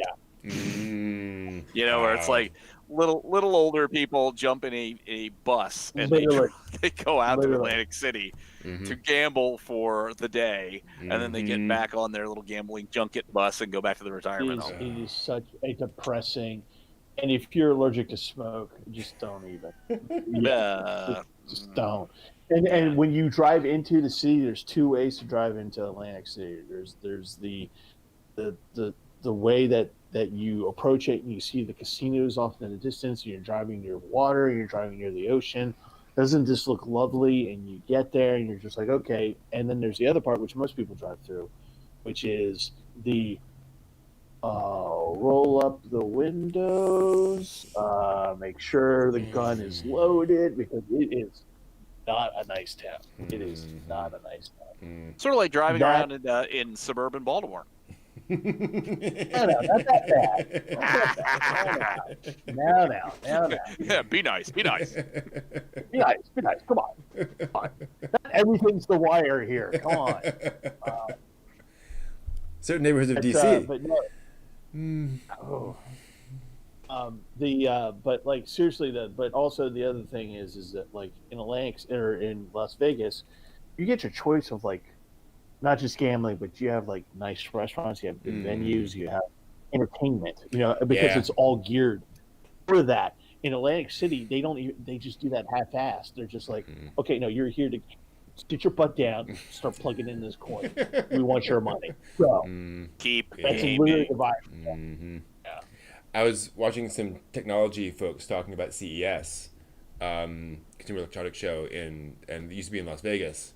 And they moved out of there, and the folks were like, here's the thing about CES in Las Vegas, is that it's one thing to go there and go to the hotel that's doing the thing and go to CES.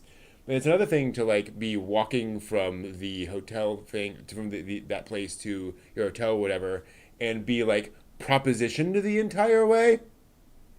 Mm-hmm.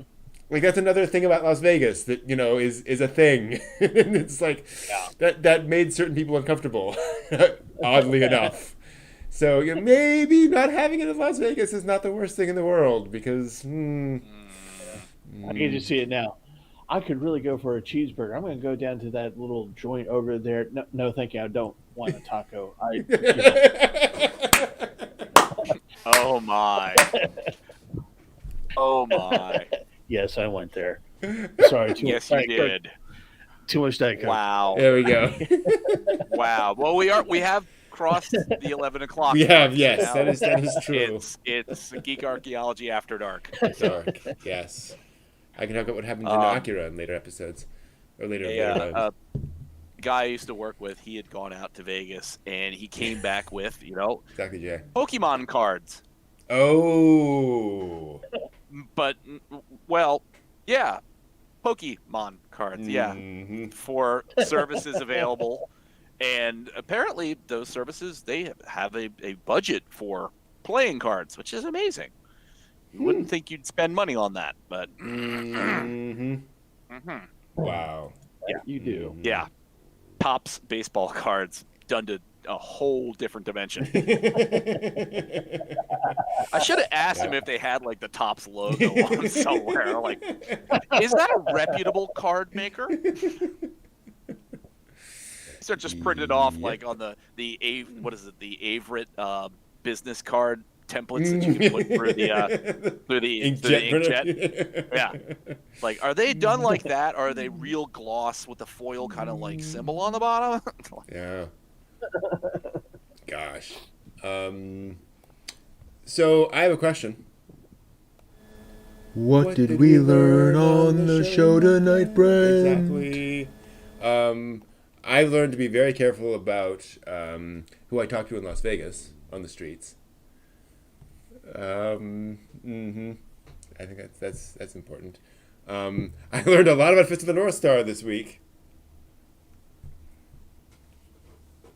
That's kind of crazy.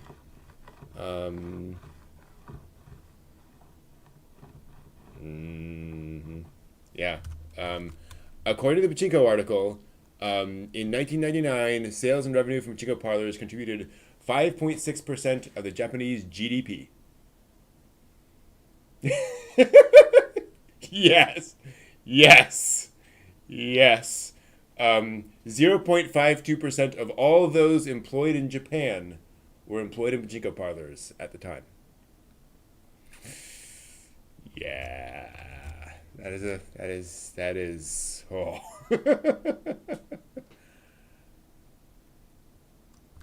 It's almost like it's an addiction. Kinda, sort of, maybe. And I learned that a significant chunk of that goes to Evangelion and Cruel Angel's Thesis. Apparently. Mm-hmm. Pretty amazing.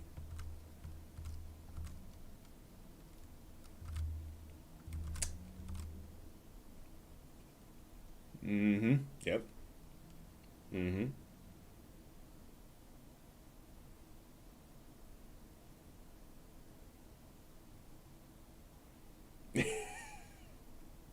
Mm-hmm.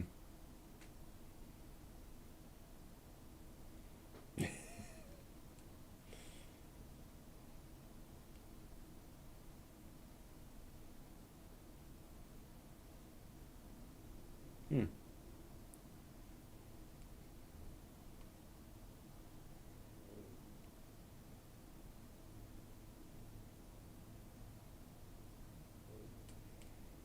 This is true.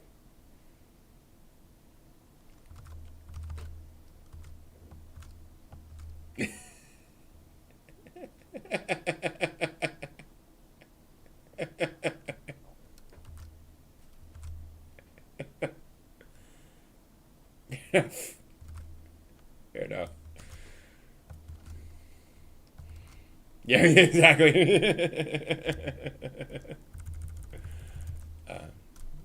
Mm-hmm.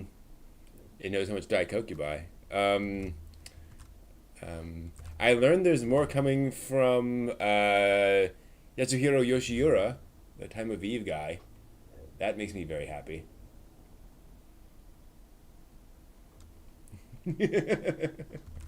Mm-hmm.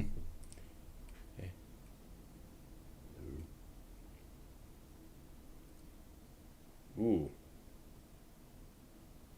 Yeah.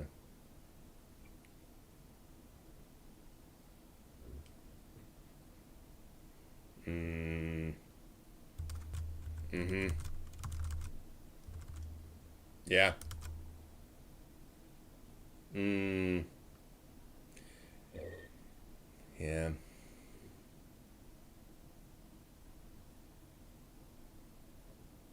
Mm.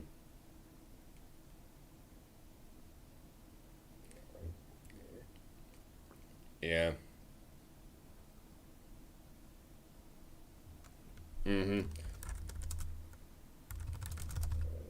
Yeah. I mean, he did get his start in like short films, so I suspect that is a little, that's all it was you're supposed to get. It's a little, time capsule.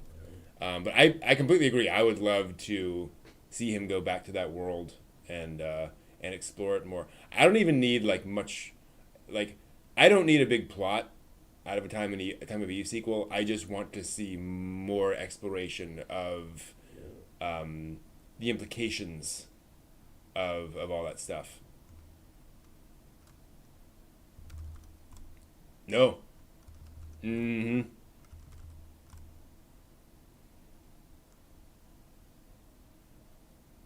Mm-hmm. Yeah. Oh, I want to see him go to the beach. We gotta have a beach episode. That's required by law in anime. Exactly.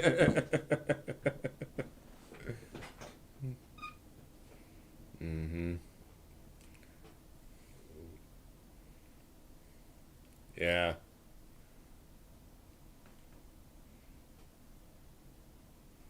Yeah.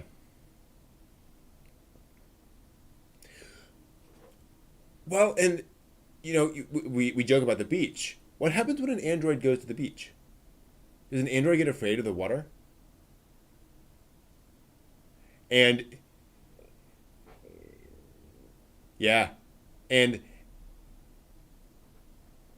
hmm yeah, and if you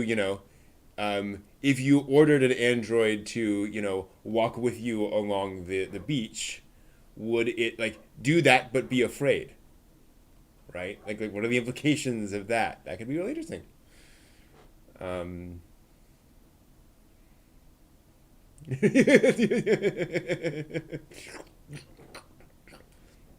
hmm there's a thing about that with some of the Asimov short stories, where he just wrote a bit about that future and the fact that like robots aren't everywhere because you can't necessarily make a robot that can because like early robots are like 400 pounds, and so there are certain limitations to where it can go in heavy industry and so forth, and so you just don't have them in all contexts.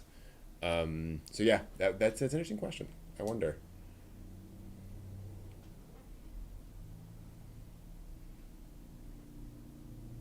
Mm-hmm. Mm. Yeah.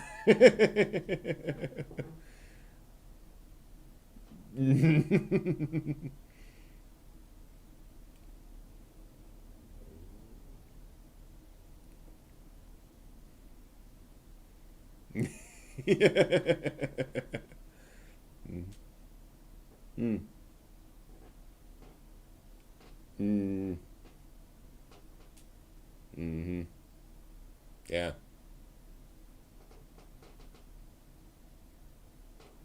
Oh, sorry. Thank you. That's strange. I hit the wrong button. Are There we we go. all Thank you very much. hearable or not hearable? You should all. I hope you're all hearable. No, I I don't know. did. I guess that'd be funny Uh-oh. with all of us talking and Brent is Yeah. just going, Oops. That's what was happening. is Oh that what was no! happening? Oh no! Okay. Yeah. Oh, Oh. Well, we were having a great conversation, so sorry everyone for missing all that. Oh.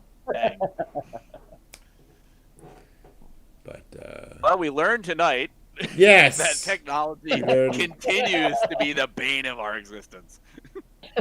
one of these days, one of these days I need to like Technology gnome.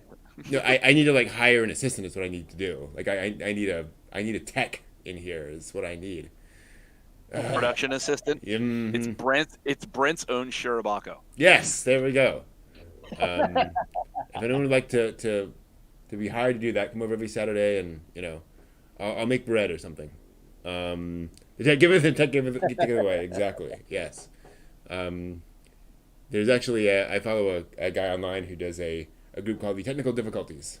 That's like the name of their group, and I'm like, yeah, like there are some times when like Yep. this show is the Technical Difficulties right here. Yeah, here we go. Yeah, there we go. I'll hire a robot to do all of it for me. Yeah, that all works.